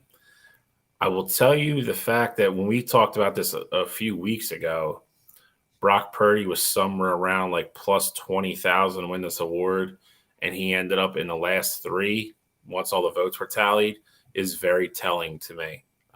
That's a little scary to me. I think there's a decent shot Brock Purdy wins this because he plays a tougher position. And he was Mr. Irrelevant, and everybody just likes the whole story around this run that he's on. And at some point, deservedly so. I think Kenneth Walker should be the winner. I agree with Eugene. If Garrett Wilson had anybody that could throw him the goddamn football consistently, I think he would have won the award. The kid is super talented. We've talked about him a million times on this show. I think there's a chance Brock Purdy wins this award, though. Surprisingly enough, I don't think I wouldn't have had any of them. I would have had Chris Olave over Brock Purdy, and I would have had Olave winning it. And I think Kenneth Walker will win it. I mean, Kenneth Walker deserves it. He of these three, he's played all season. His team made the playoffs, and he didn't turn the ball over. So I gotta go with Kenneth Walker here, but I don't think Brock Purdy deserved to be here. I mean, 6 games isn't enough for me. You had Chris Olave, who was up there in yards with Garrett Wilson, and he played pretty much the entire season. He had a concussion that made him miss a couple weeks, but I mean, Chris Olave was as consistent as you could be. So I do think he got snubbed here, but I'm going with Kenneth Walker as well to win it. I have the final odds, actually. You'd be surprised. I didn't look at this before the show. I had a guess. Odds. Garrett Wilson is probably the leader in the clubhouse. Yeah, minus 200. Kenneth Walker's plus 450, and Brock Purdy is plus 700. Yeah, I figured that. I don't think there's any shot Brock wins. Okay. What's next on the docket? Switch it up. Go defense. Oh, this is easy. Yeah, he's the best corner. He's the second best corner in football right now. Like in his rookie year, he was an All-Pro. It's Sauce, and it's Sauce by a month. Listen, Aiden. First of all, let me give Aiden Hutchinson all the credit he deserves. Anybody that thought, and I told you guys this on draft night, I said Aiden Hutchinson should be the #1 overall pick in this draft because the leadership that he brings to a team, he's a winner, and he finds ways to win football games. Aiden Hutchinson is the clubhouse guy, and I love the kid. I've been high on him. I know Bill's going to be high on him. He's a Michigan guy. And Tariq Woolen led the rookies in interceptions and turnovers. Guy had a hell of a year in Seattle. But to me, this is Sauce, and it's Sauce by a mile. Yeah, I'm not going to disagree with you. And to your other point, I mean, I think honestly for a rookie of the year, I mean, I think this is a very impressive group across the board. Yeah. I was a little higher on Aiden, obviously because of the Michigan thing, but he had a great year. I mean, I think if it's any other year with a guy not named Sauce in the same rookie class as him, he probably wins Rookie of the Year. Agreed. He had 3 interceptions as a DN, 7.5 sacks. He had like 20 tackles for loss. Aiden Hutchinson had a great year. Sauce Gardner had a better year. To Gene's point, he's somewhere in the top 3 or 4 cover corners in the entire league already as a rookie. He is everything that we thought he was going to be. We all loved him last year in Cincinnati.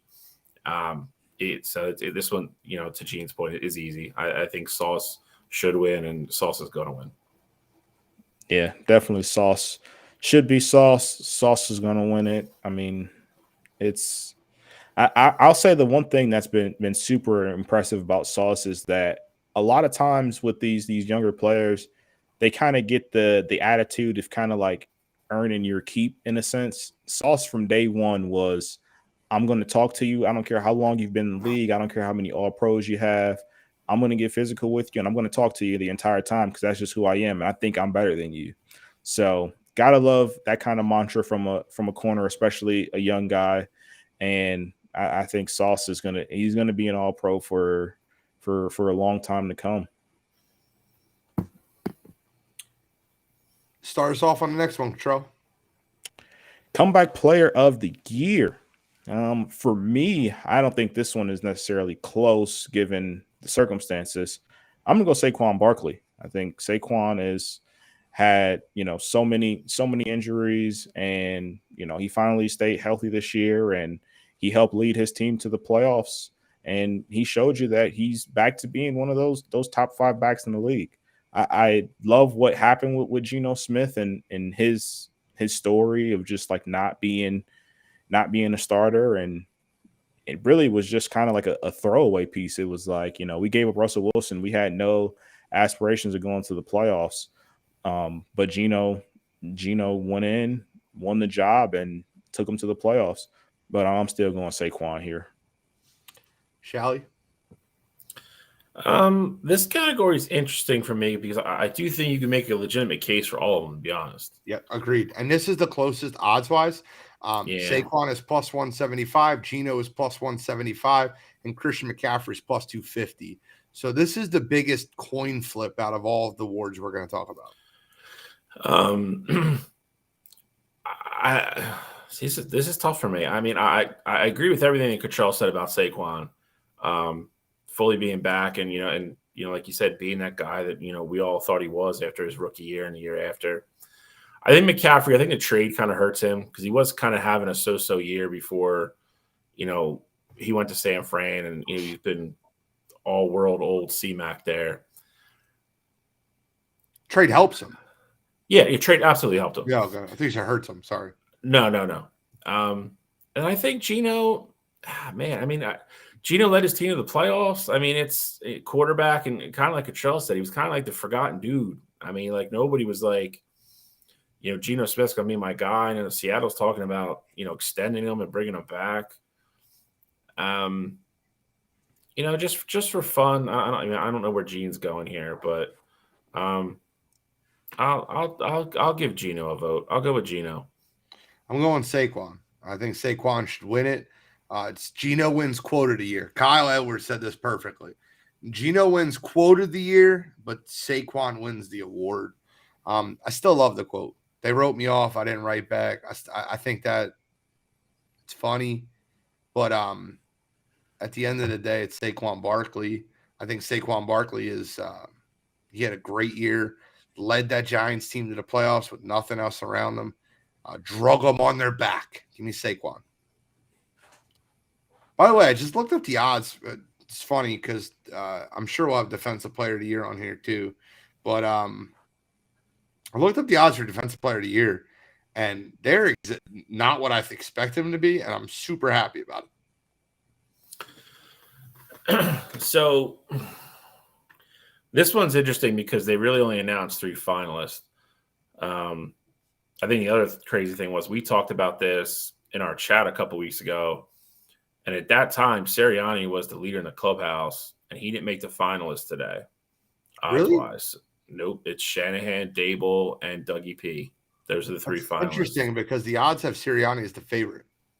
He's not in the 3 finalists unless ESPN put it up wrong originally. I mean, somebody should probably double check it. Check it right now. I hope that's the case because I went bold like Gene tells us to do, and I picked Sirianni preseason. So I think if he is a finalist, I think he's the winner. I think Dable's done a great job with New York and turning that around and doing it with Daniel Jones. I think Kyle Shanahan's been through a lot this year with the quarterbacks, but I think he also has a super talented team. So, I give him a little bit of credit there.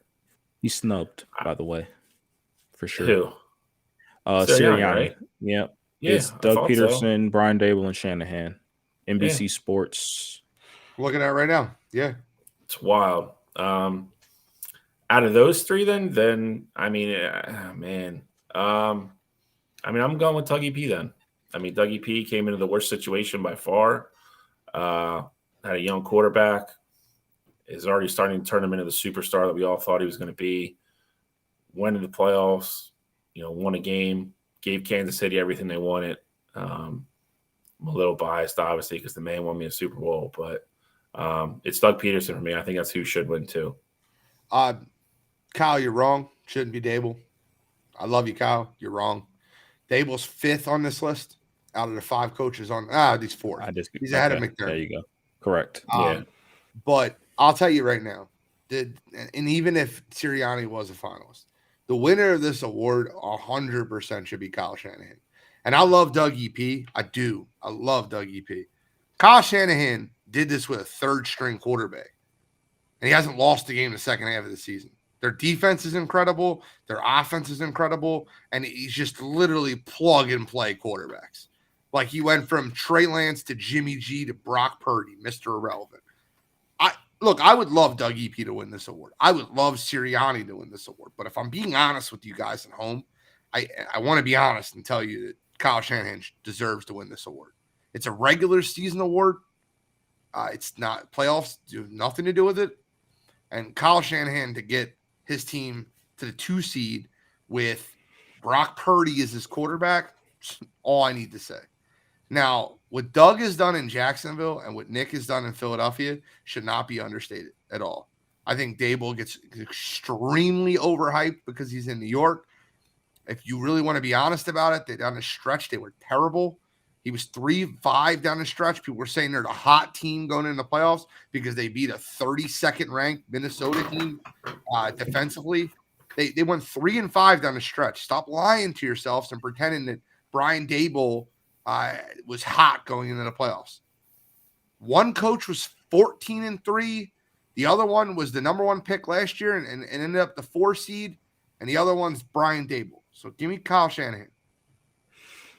I do think you're kind of selling short what Brian Dable did. I mean, no one was expecting the Giants to be in the playoffs and essentially what was, year one of a rebuild situation where you're going into a situation where Daniel Jones was in the last year of his contract because they declined his option. You didn't know what Saquon you're going to be getting because of his injury history. And I mean, let's just be honest, the Giants just haven't been very good at football for the past few years. So I do want to give that's true. That's true. But and I wasn't saying that I would have voted for Dable, but I felt like you were underselling the job that Brian Dable did with the Giants. I would have him 4th, but you were I didn't like the underselling. That's all. I would have Dan Campbell ahead of Sean McDermott. I don't know how I agree with that. McDermott got on this list, to be honest. Pretty same year from last year. You didn't get the number 1 seed, and you really didn't face any adversity outside of the whole DeMar Hamlin thing. That's there he goes again. I mean, no adversity except for that my player dying on the field. But you got to think except for my guy was dead on the field for 9 minutes. Other than that was an easy year. If we're being honest, and it's no disrespect to DeMar, if we're being honest here, that was at the end of the season. Pretty much playoff seedings were already. I just appreciate the fact that facts don't have feelings, and you are a true believer in that. I mean, before gives you one that every year we do these damn awards every year. I'm not even gonna go where I wanted to go with that. Yeah, we don't want to bring up Alex Smith again. We don't want to do that. I got Doug Peterson winning this. Like in half. Who cares? I got Doug Peterson winning this award. You go from first draft pick to first in your division. I think that's a huge feat. I understand Shanahan and the carousel of quarterbacks, but we've seen Shanahan do this before, where it's just the backup quarterbacks is his thing. No, we haven't. We have. We've 29 with backup quarterbacks before Brock Purdy. But we've seen him work. We've seen him. I'm saying we've seen him work with quarterbacks that are below the line of mediocrity in the sense of Jimmy G. Like how much worse did we think Brock Purdy would be from Jimmy G? I'm not saying we thought Brock was going to come in and be what we've seen so far, but I didn't think Kyle Shanahan would have them in a position where he would completely mess it up, especially after they traded for Christian McCaffrey. What Doug Peterson has done with this Jaguars team that was legit one of the worst teams in football last year. They had the number 1 pick, and we saw how bad Trevor Lawrence looked last year and how much of an improvement he had the following season. And I know the playoffs don't matter within this award, but then they went off and won a playoff game. I just think that just shows how ready Doug had this team this year. And I think of the situations, I was expecting the Eagles to be a playoff team. I was expecting the 49ers to be a playoff team. I was expecting the Bills to be a playoff team. Nowhere on my bingo card that I had the Jaguars winning that division and winning a playoff game. So I'm giving it to Doug Peterson. All right, next award. Oh God, offensive player of the year. I think this one's easy for me. Jettas. Yeah, I gave it to Jay Jettas.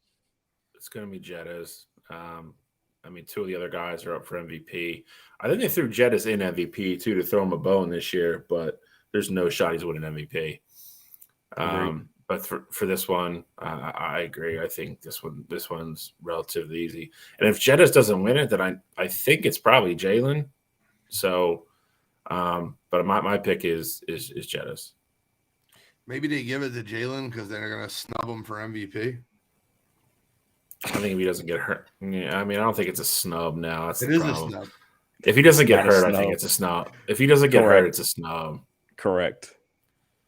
Those missing games killed him. Absolutely. Okay.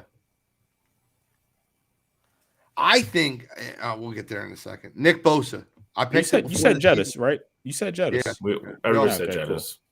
Nick Bosa. Nick Bosa, I said it before the season. Nick Bosa deserves it. Nick Bosa is going to win the award. Nick Bosa. I hope you're right because I think Micah gets more press than Nick does, obviously because he plays in Dallas and he doesn't play on the West Coast. I think Nick Bosa's had an incredible season. Minus 1,100 favorite. Nick Bosa. Yeah, I like Nick Bosa as well. You know I got Nick Bosa in this one. But I don't want to undersell Chris Jones. I know none of us mentioned him, but he submitted a stamp as the best interior D lineman, and there is no asterisk this year. It's not named Aaron Donald. It's Chris Jones was the best interior defensive lineman this year. This year, yeah. This year. Correct. That's what I'm saying. Going in next year, you're still going to have Aaron Donald one if he plays. Absolutely. Okay. But I'm saying there was no asterisk this year. Every year it's always if Aaron Donald wasn't playing. This year that's not there. Okay. That's Nick Bosa. Sweet. Next. I'm not giving Micah no credit. Jalen Hurts should win the award. If you want me to make a case for it, I'll make a case for it. I'll be very clear. Here's the case for it. Ready? The Saints game at Philadelphia. What's the word? I can't read. My eyes are hurting me. Cottrell, can you read me the name of this award that we're talking about? Most valuable player. 15-1 as a starter. Jalen Hurts. Thank you. The end. 2 games he didn't start. They lost. Most valuable player. We can't do this every time there's a player that we want to win the award. Like guys, I picked Shanahan over Sirianni. I'm not a homer. Most valuable player. I'm not saying that, but we know that's not the nature of this award. It's not the most valuable player. And we talk about it who should win the award. Not who I think's going to win the award. I get that, but we know MVP is it's player of the year, which is really what the award should be. This is my pick. I get it. I'm not arguing the pick. I'm not arguing the pick. I'm just saying you can't, hone in on the word valuable. You can't hone in on the word valuable. With less carried his team. Stop it, bro. Travis Kelce's the best tight end ever played a football game. Stop. You can't tell me. You can't tell me KC's offense is as good as Philly's, though. It is. Oh, just as good. Here we go. I'm not entertaining you. I'm not entertaining you. Listen. I'm going. Not entertaining it. There is nothing that would make me more happy for the adversity the kid went through for the first 2 years to what he did this year and took the step and shut everybody up, including myself, including Gene, including a lot of people. I'm not saying the kid doesn't deserve it. There'd be nothing that would make me happier than for the kid to win it. I want Jalen Hurts to win it. Patrick Mahomes to win the MVP. I don't want him to win it. Bill, let me tell you why I don't want him to win it. What happened the last time? What happened the last time our quarterback was snubbed the MVP award? He got snubbed for the same reason, too. I'm good. And what happened? History repeats itself. I'm good with him not winning it. I'm just telling you who should win it. I get it. And we got to pay him more, too, if he wins it. So. And RJ, hold on. Let me put this up real quick. Uh-oh. Let me ask you guys a question real quick, just for fun. Let's just stop for a minute. We have to really argue who we got trapped, Control. We got trapped again. Better between the Chiefs I want to and ask you a Eagles. question. You're the only person in America. Who would you rather have on your team, AJ Brown and Travis Kelce? I would rather have AJ Brown than Marquez Valdez-Scantling. Yeah, you can't do that. Number one, you're asking. You're asking. Do you want these grapes or do you want this watermelon? Like you're not comparing apples to apples. Number one weapon versus number one weapon. Do you? How about? You have 6 other weapons on the field. Yeah, I'll take AJ Brown over Juju over Marquez. Hold on. Sorry. I'll take Devontae Smith over those guys. Travis Kelce or AJ I'm Brown? not comparing a receiver to a tight end. I'm just not Who'd you doing it. have? Travis Kelce or I'm not Jalen doing it. or I'm not AJ doing Brown? it. I'm not playing the game. You're not getting me. You know what? I'll entertain you. I'll take Kelce. Okay. Devontae Smith or Juju Smith-Schuster? Devonta Smith. Okay. I won't argue that, but it's very close. No, it's not. It is. Devonta. All right. The rest of the comparables that you're going to give, the answer is the Eagles for everyone down the board. Okay. It is. Where am I wrong? All right. So Devonta and who? Devonta and Juju. Devonta. Yeah, that was Dallas Goedert and whoever else. The answer is Dallas Goedert. Miles Sanders and Pacheco. The answer is Miles Sanders. It's I'll not close. Pacheco. Oh, come on, man. Stop. He's taking Creed. He's taking Creed Humphrey over Lane Johnson, and whoa! I'm taking Jason Kelce over Creed Humphrey. He's taking Orlando Brown over. I'm not doing that. Jason Kelce. Who knows what crazy stuff's going to spew out? All right. So we got UFC. We gotta get going. By the way, guys, I know. Let's just be quick here because it was a terrible card. It was. But that's okay. I called it. Outside of, listen, I'll tell you right now. Lucky, what? I wouldn't say terrible card. It was a bad card. Lauren, listen. I was embarrassed. Murphy got the dog shit beat out of her. For Lauren Murphy. She got destroyed. I said she was a live dog. I was completely wrong there. Brandon Moreno won. Exactly what I thought he was going to win. And Dr. Stoppage. Jamal Hill beat up an old ass Glover. Like I said he was going. 2-1. I went, well, I guess we're saying, what do you mean 2-1? What was the third fight? He picked we all Glover. picked Gilbert, but I picked Glover and I picked Moreno. So you're 1-1. The two fights. We talked about Burns for a second. We just all agreed he was going to win by annihilation. Okay. All right, Burns. I thought you were giving me I just said it was an upset special. I thought you were holding my feet to the fire. No. So I went 3-0 then. Yeah. Stud. Gilbert Burns looked great. Did. I just don't know where Gilbert Burns goes. That's the problem. Bilal Muhammad said it best against Neil Magny, who was number 14. I was expecting Gilbert to look like that. Yeah, I agree. But Bilal Muhammad said a lot of other stuff that you didn't agree with. So you can't pick and choose what you agree with. No. It's not that. No. It's not that he says things. I just don't like watching him fight. It's not. I don't care about the stuff that he says. I have no issue with the stuff that he says. Muhammad said he would run through Colby Covington. Do you agree with that? Yeah, nope. So let's not pick and choose what Bilal Muhammad says. I like Bilal Muhammad. I can't agree with somebody when they make a good point, and I can't disagree with them when they make a bad one. Bilal and Gilbert, that's probably going to be next up. They both won it. Gilbert Burns tweeted, "I'll fight anyone." I'll take Gilbert. That's not happening. I want Bilal and Kobe. Kobe ain't taking that fight. Nah, Kobe's in a good spot right now. He's going to wait. He's not a good spot. Kobe's in the best spot. He's just waiting for, because if the smoke clears with Kamaru, if Leon beats Kamaru again, Kobe's literally going to get the title shot next. That's cool. And he's I don't think Leon beats him. So I mean, Kobe just got to bide his time. There's no better person. Kamaru beats Leon. You're not putting Kobe versus Kamaru again. No, that's when he's in a tough spot. That's when he's in a tough spot. Then he's got to take another fight. If Leon wins, he literally has to do nothing, and he's probably going to get the next shot. You gotta hope a lottery ticket hits. So it's got better odds. Hit last time. Yeah, it's the same thing. Bro, but you watch that fight. For 4.5 rounds, Kamaru Usman absolutely brutalized that man. They were talking about him quitting. His corner was like, you can't quit the fight. Let's stop pretending the first 4.5 minutes didn't happen. He pulled out the Matt Serra leg kick, bro. I get it. But Matt Serra beat GSP one time, and that was the only big win of his career ever. And then he got his ass beat every other fight. And this is what Leon Edwards did. And Leon Edwards is going to get killed in a month and a half. Probably. Killed. Probably. So that's what's next for Gilbert Burns. I don't know. Bilal Muhammad, that'd be a fun fight to watch. I still think Gilbert Burns wins that fight. Oh, I agree. I think you don't want to wrestle with him. I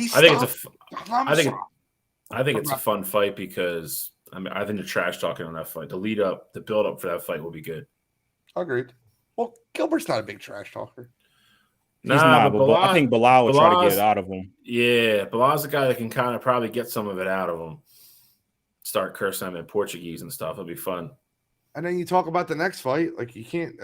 What do you do next? With what? What do you do next? With Figueiredo what? lost again. You can't put Figueiredo against him. Moreno's Figueiredo's going well, up. Figueiredo said he's going up, so that's good because now I also feel like that was a good thing because you finally have stability in that division now.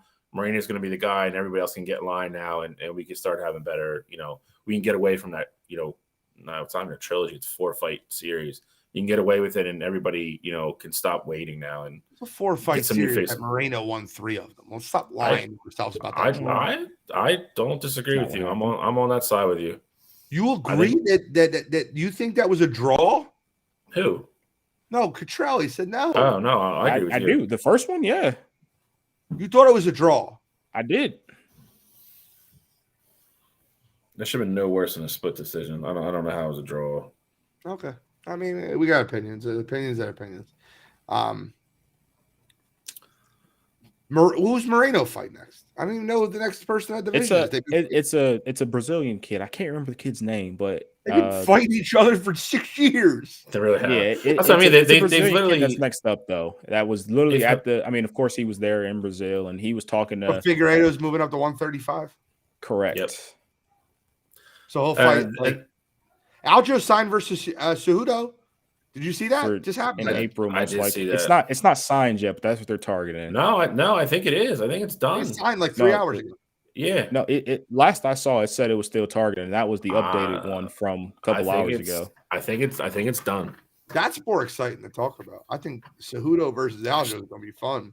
I just don't know what the hell Cejudo is going to look like. 3 years off. It's a lot, man. It is a lot. It's a lot, and the only thing I'll give Sterling with people though. Like I get it, but Sterling's look better. He looks a little bit better every fight. Like that's the trash talking that fight's gonna be fun. Cejudo runs their mouth more than anybody. Yeah, he does. I've never seen anybody run their mouth like Cejudo does. He's a tweet machine. He's like a tweet machine. He just shows up to people's. Remember when he did Sean O'Malley? He just showed up. I do remember that. I do remember that. Listen, dude. I mean, he's the double champ. Nobody ever talks about, man. He just walked away. Triple C. Yeah, I mean, he was as legit as it got for a couple years there. I don't know what 3 years away looks like, man. It's a lot. Oh, I love it. Cejudo, best fighter in combat sports. Ask him. Yeah, exactly. Ask him how awesome is he? He'll tell you. 100% will. And then Glover, did he hung it up, right? He retired. He did. Again? He did. This is literally what I said on the show last week. I wanted him to win, and but I was afraid. We kind of saw like that late career, like awesome 2 peak fight stretch that he had, and then we were just going to come back down like the back of the mountain now, and that's what it's going to be. And that's unfortunately that's what we saw. Dude is tough as nails now, man. That dude took a beating in that fight. Agreed. Nothing but class at the end. He retired, and then there's a lot of what he did about saying stuff to the crowd about not throwing stuff because they were throwing stuff at Moreno. 100%.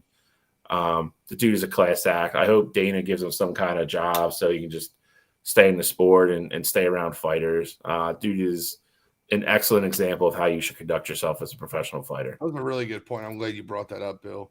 What he did at the end of that fight, because Moreno didn't deserve that. Moreno did nothing wrong. Moreno. The thing is, though, that I love Moreno for. Instead of getting mad, he was embracing it. He was happy. He was smiling. He was just running like a little kid. Like he was perfectly fine. He's like, whatever. I just won a championship. He's a great kid, man.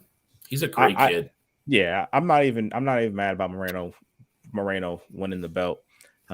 As for Glover, though, Glover already said he's already been coaching Alex Pereira, so he's going to continue to coach him. And he said he gave the little snippet that he's like, I'm going to coach him. He's going to defend his belt, and then we're going to go on and win the 205 belt. So Alex is going to be moving up probably sometime soon, which I thought was a big thing that Glover said, and I'm looking forward to that. But he's definitely going to be able to stick around the sport because he's going to train Alex and coach him up and things like that.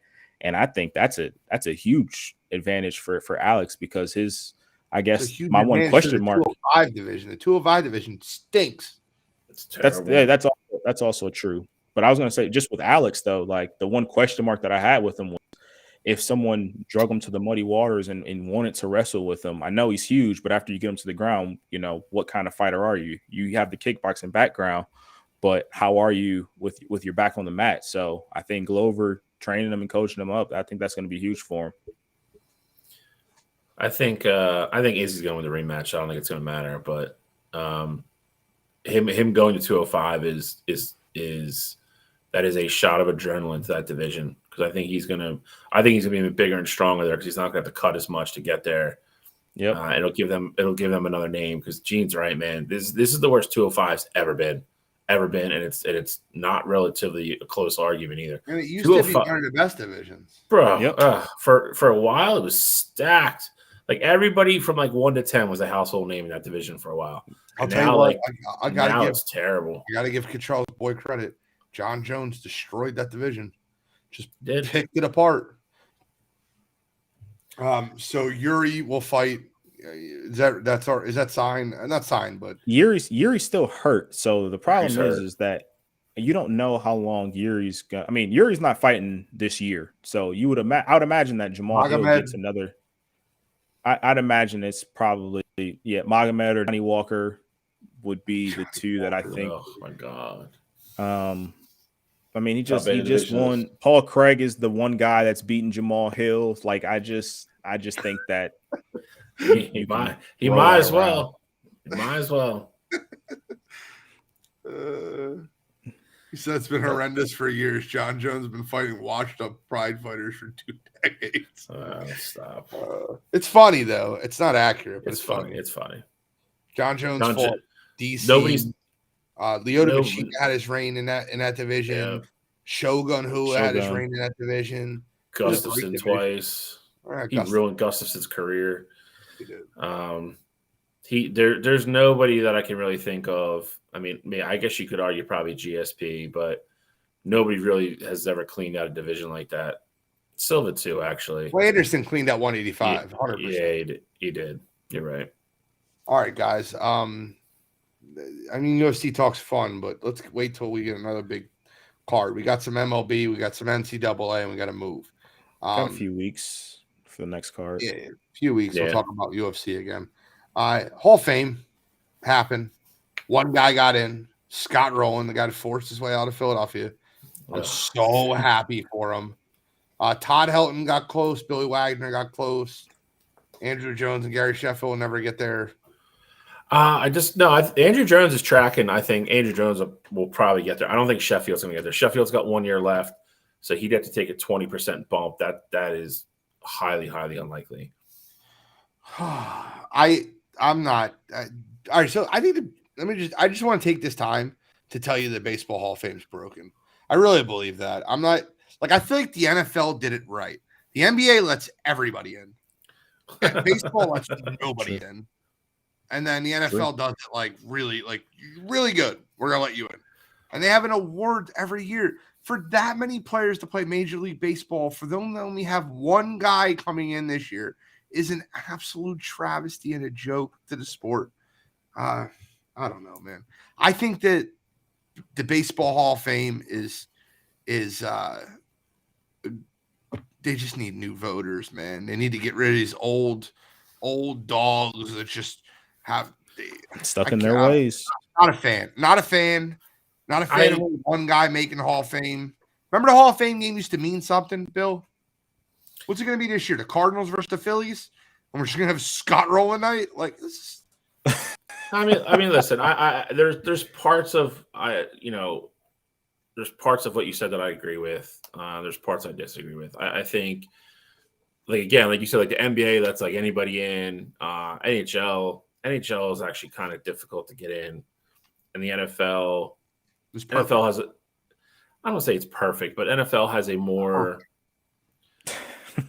I would say the NFL has a more sympathetic process than baseball does. But I mean, again, you look at it, which Hall of Fame is most popular, which is the most elite, it's the baseball one. But I do agree. I think certain things need to change.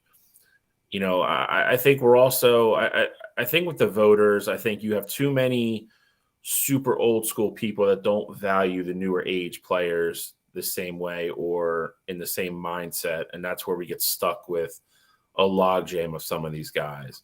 That being said, though, I mean, I think there's some things to be said that a lot of times the process does work. You know, Scott Rowland's the only one that got in this year, but Scott Rowland wasn't a first ballot Hall of Fame guy. Todd Helton's not either. Andrew Jones isn't.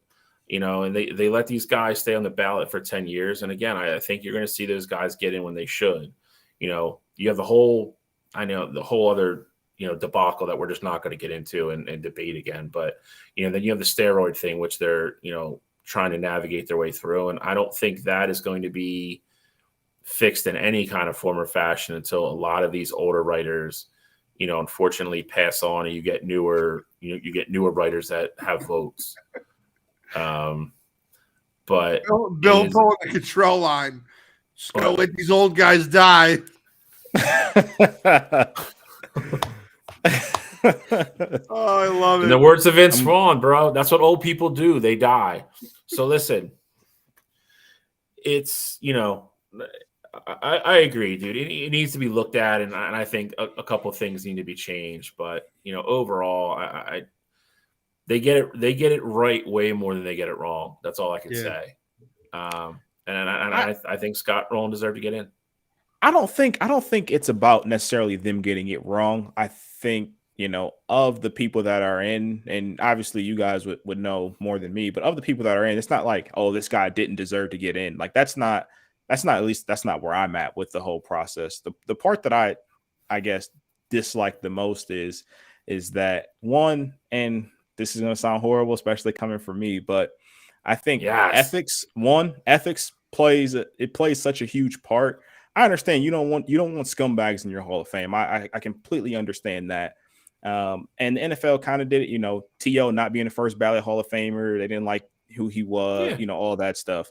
But I mean, I think baseball, they do it more so to the extreme. Like we talked about it last year when David Ortiz got in, it was like, all right, well, he did steroids, but he was a likable guy, and that was Big Papi. So it's cool for him to get in.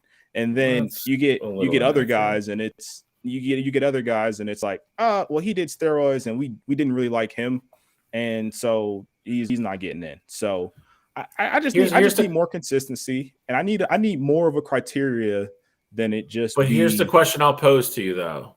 Okay. And the same one as before. Minus the steroid guys, what have they gotten wrong? Again, I didn't say that they've gotten, and that's assuming you think they got it wrong with the steroid guys. Minus this like decade of baseball that like we've all been debating for the last, you know, almost a decade now because we knew it was going to come up. Actually, it's been a decade because Bonds and Clemens were on for a decade. So minus that decade of steroids players, what have the writers or what have Major League Baseball Hall of Fame really gotten wrong? Barry Bonds. No. I said minus the steroids people. He never got. Yes, he did. He got popped for taking Balco stuff, dude. He admitted to taking it. Everybody knew what was in it. He absolutely admitted to taking performance enhancing drugs. Never had a failed test, brother. Doesn't have to fail test. He admitted to taking it.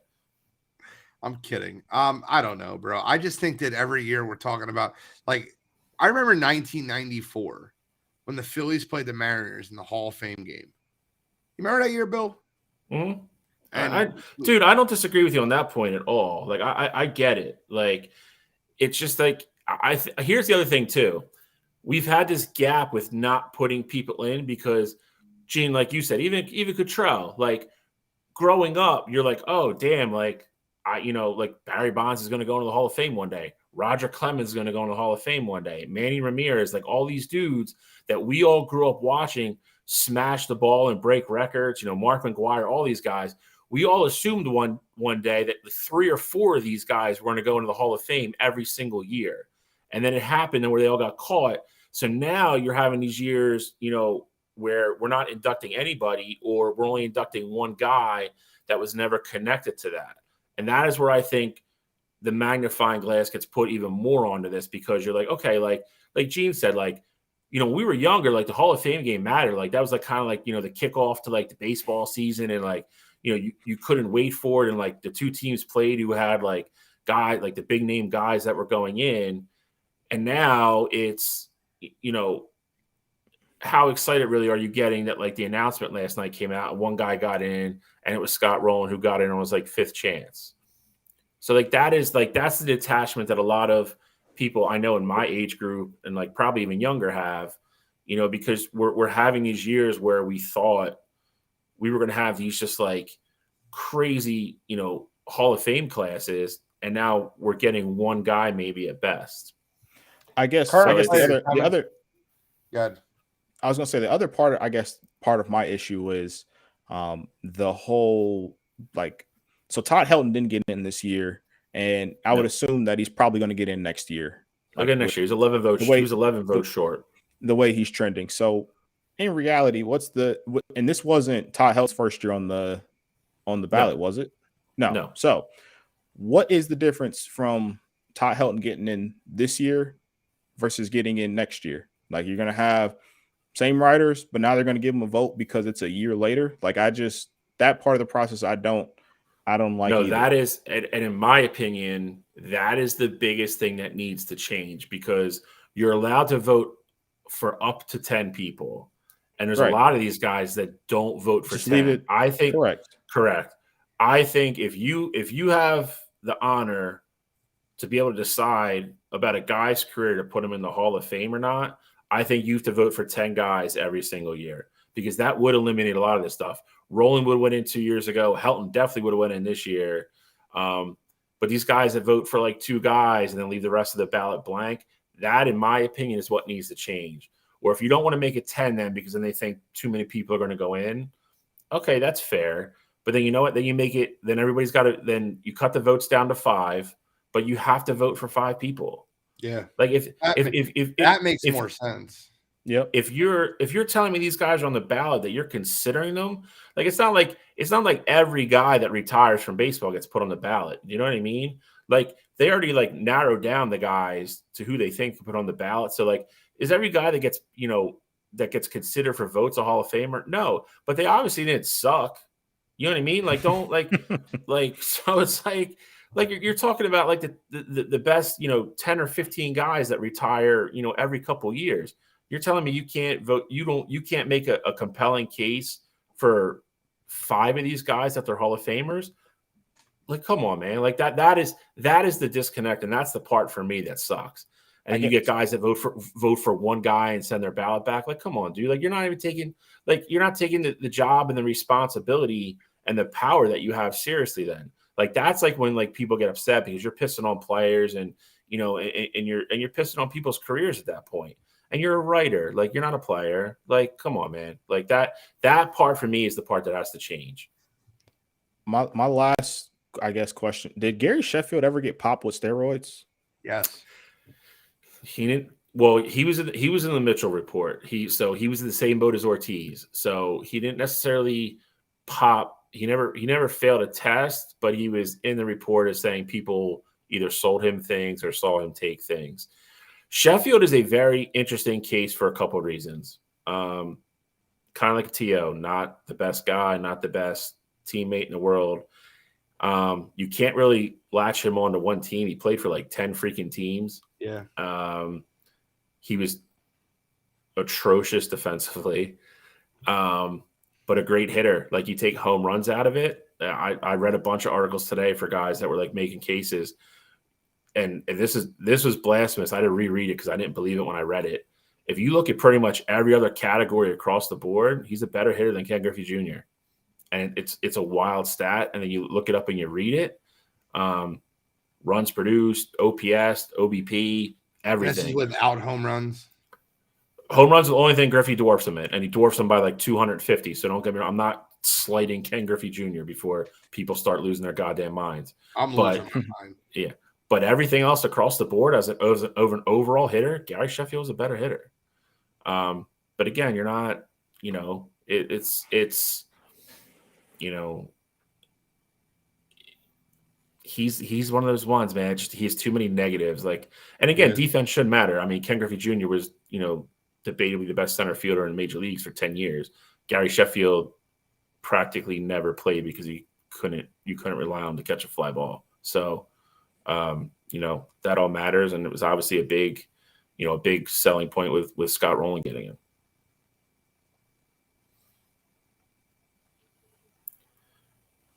Yes, they were, but of course, it got leaked, so that just added fuel to the fire of this whole debate.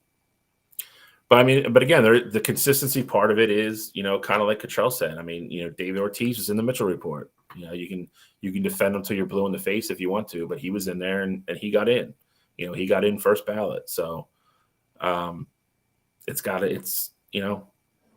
just the voting process is broken. It's got to be fixed, or at least revamped or tweaked or something. I think it's getting a little out of hand, but I'm happy for Scott Rowland. Obviously, I grew up watching. When I first started watching baseball, I watched Mike Schmidt. He was my favorite player growing up, but I was a huge Scott Rowland guy. I mean, the dude was incredible. Mike Schmidt, has even said publicly that Scott Rowland was a better fielder than he was. The dude was incredible at third base. 8 Gold Gloves. Brooks Robinson and Mike Schmidt only wanted to have more. He is even a crazier stat. I saw this. His peak 8 years were between 97 and 2004. The only people he trailed for cumulative WAR in those 8 years were Barry Bonds and Alex Rodriguez. I think people, a lot of people forget how good Rowland was in his prime, and he was a very, very, very good baseball player. It sucks that it didn't work out here, and he wasn't a lifelong Philly, but he deserves to be in. I don't think this is a controversial pick at all. I think some people just don't remember how good he was. All right, well, let's move on to NCAA basketball. Gentlemen, halfway through the season at this point. It's a crapshoot still. So, do you remember your Final Four picks? I can look them up. We can look them up for next week. But who are your Final Four picks, Cottrell? I had, let me pull it up right here. I know I had Baylor. Okay. I had UNC. I believe it was Kentucky and Michigan State. I believe those were my 4. And none of them are ranked, right? Baylor's ranked. I don't know if Baylor's ranked. They lost. I don't know. Maybe they are still. But I think Baylor is ranked. It's been a wild college basketball season. How many people had Alabama? We talked about Bama a little bit. I mean, I know I had UNC, Texas. Yeah, I had UNC, Texas, Kansas, and I can't remember my 4th. I thought it was Kentucky. I thought we all had Kentucky. Maybe it was Kentucky. Maybe it was, you're right. Maybe it was Kentucky. UNC starting to play like UNC again after they took their swoon. Which is I was expecting that. I was expecting. Yeah, I mean, I'm plus 4,500. I got them at plus 5,500 when it was that bad. So I put Arkansas plus 7,500 as like a shot in the dark. Mm-hmm. But I didn't their best player out for the year. They did lose they lost one of their guards. Yeah, one of their lottery ticket guards. Yeah. But Houston is the odds-on favorite to win it all now. They're plus 650. They look like the best team in the country. They just lost recently.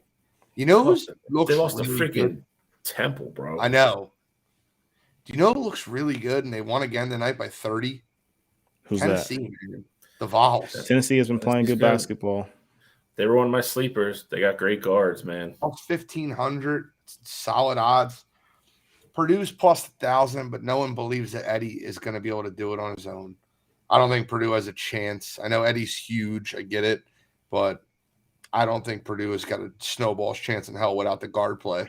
You need a Jaden Ivey type. If I'm being honest, I mean, I agree with that. We just glossed over Houston, and I love the way Houston plays basketball. I agree. I just don't know if your favorite.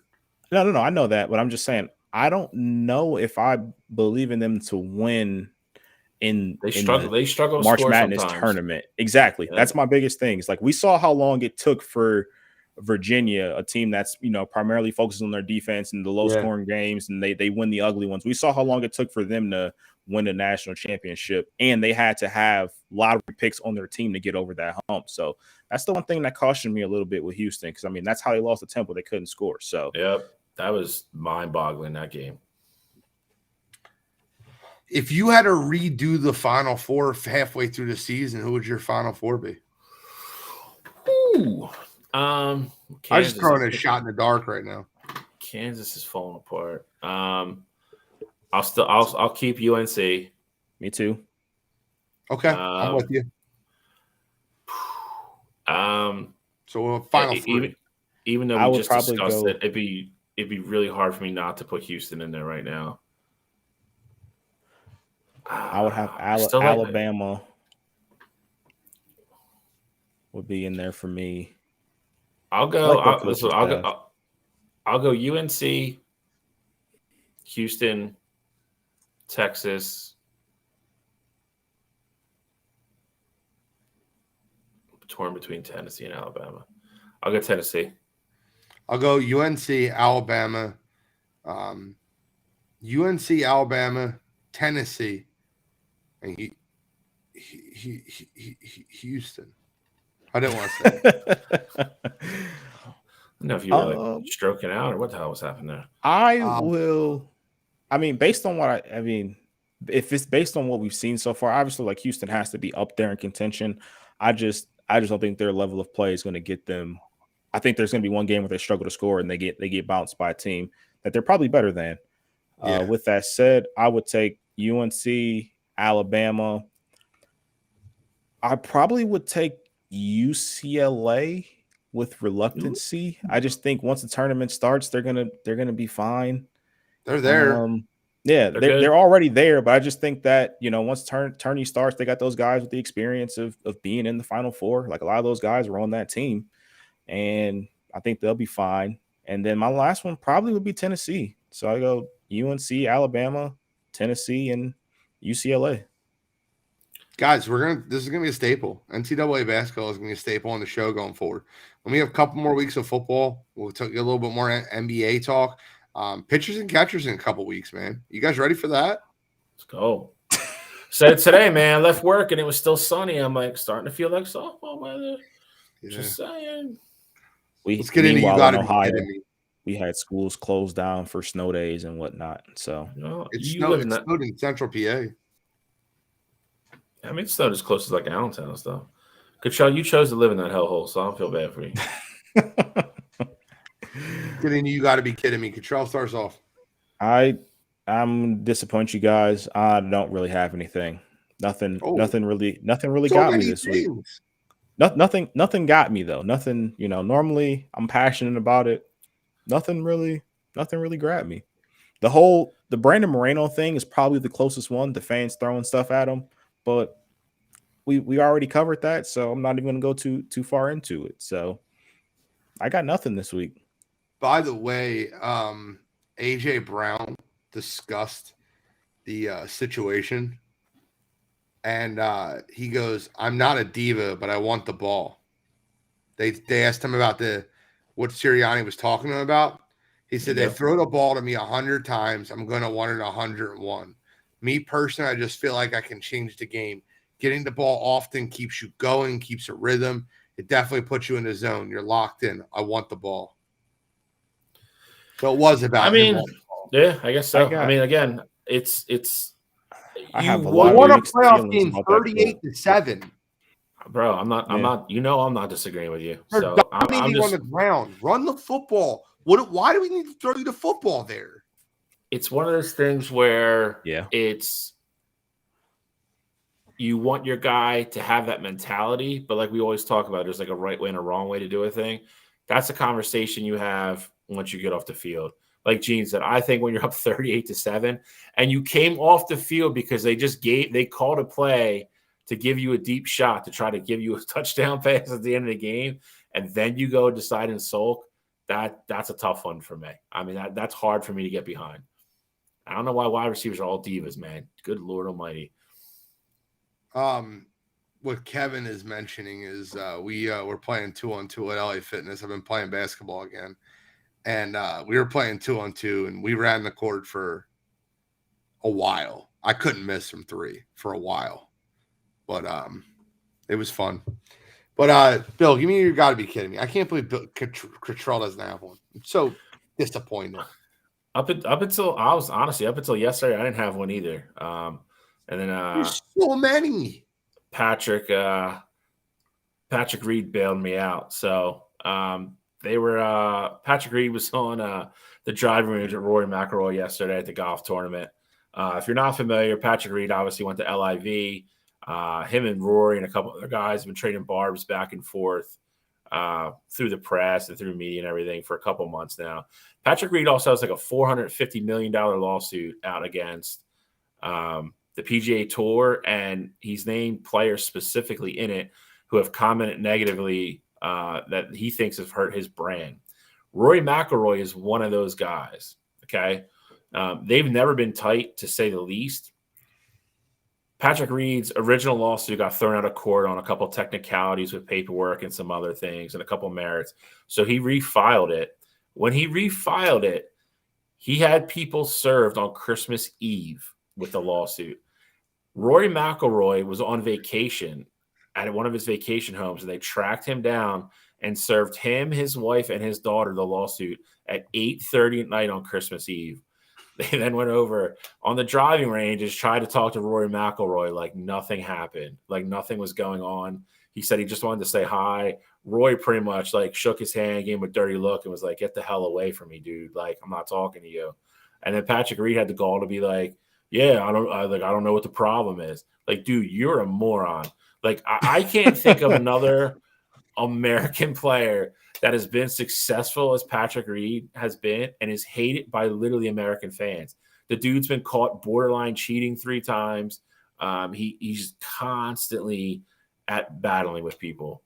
So for me, for this week, for just having your head so far up your ass that you don't know what's going on or have any kind of clue about social cues, it's Patrick Reed for me.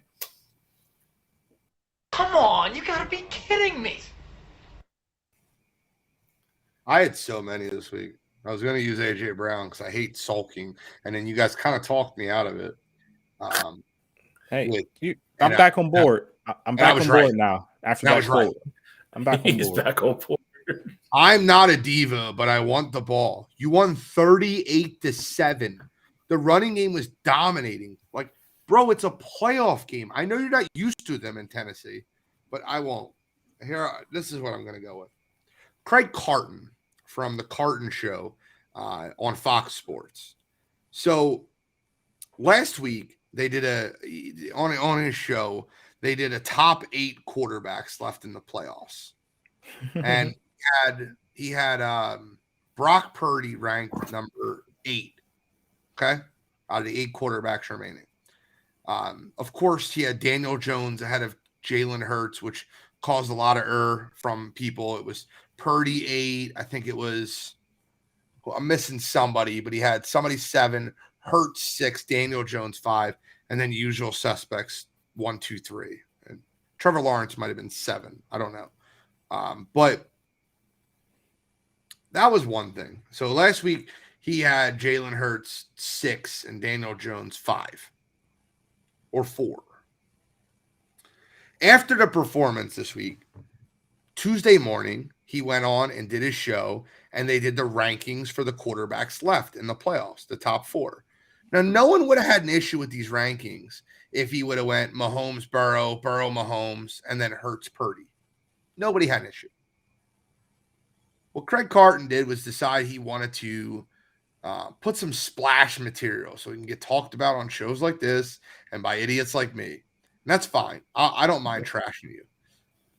Craig Carton released his list, and his list was Patrick Mahomes, Joe Burrow, Brock Purdy, Jalen Hurts. Are you kidding me? After what he just did to your Giants, after you had Brock Purdy below Jalen Hurts last week, but after he beat your Giants, you just out of spite put Jalen Hurts 4. Well, that's okay, Craig Carton, because what's going to happen this week is I'm sure Nick Sirianni, being the goofball that he is going to play that in the Eagles locker room because that's what the Philadelphia Eagles do. I don't need to continue going on this spin. You're an idiot. You're a moron radio reporter in New York that has a biased opinion and can't be objective. Moron. So I'm going to leave you with one thing. And it's a song that I love in Philadelphia. I even bought the hoodie. And it's going to come in time for Sunday's football game. No one likes us. No one likes us. No one likes us. We don't care. We're from Philly.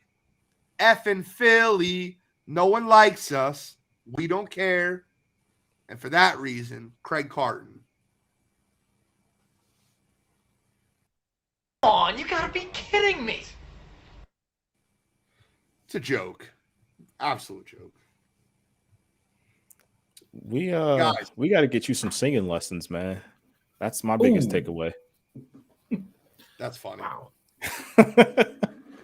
Ouch. I was trying to like not be too loud. I'm in a hotel room.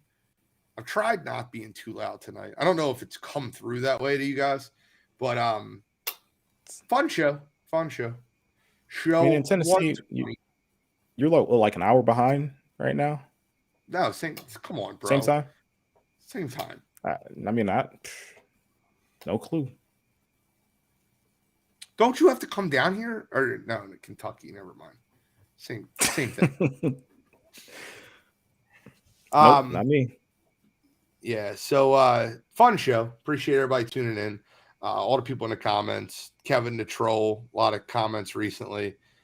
Please give it. I'm not doing that.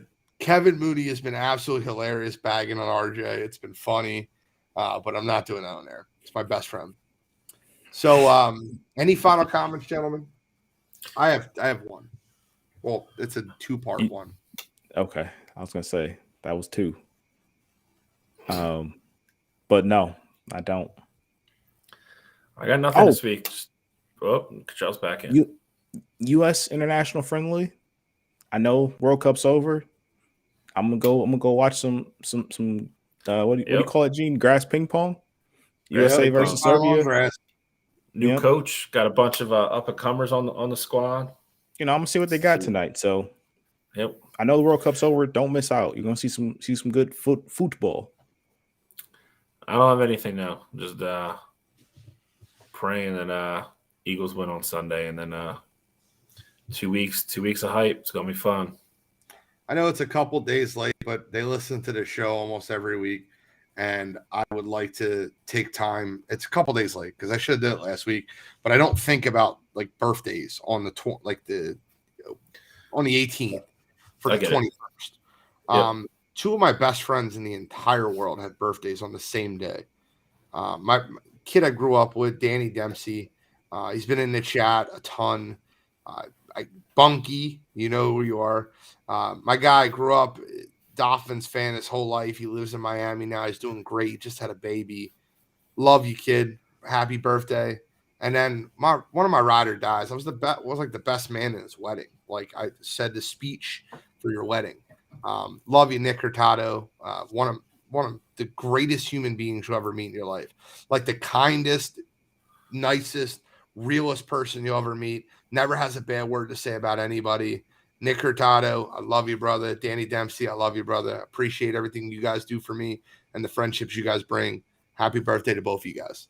And with that, it's Wire to Wire Sport Podcast, show 120, signing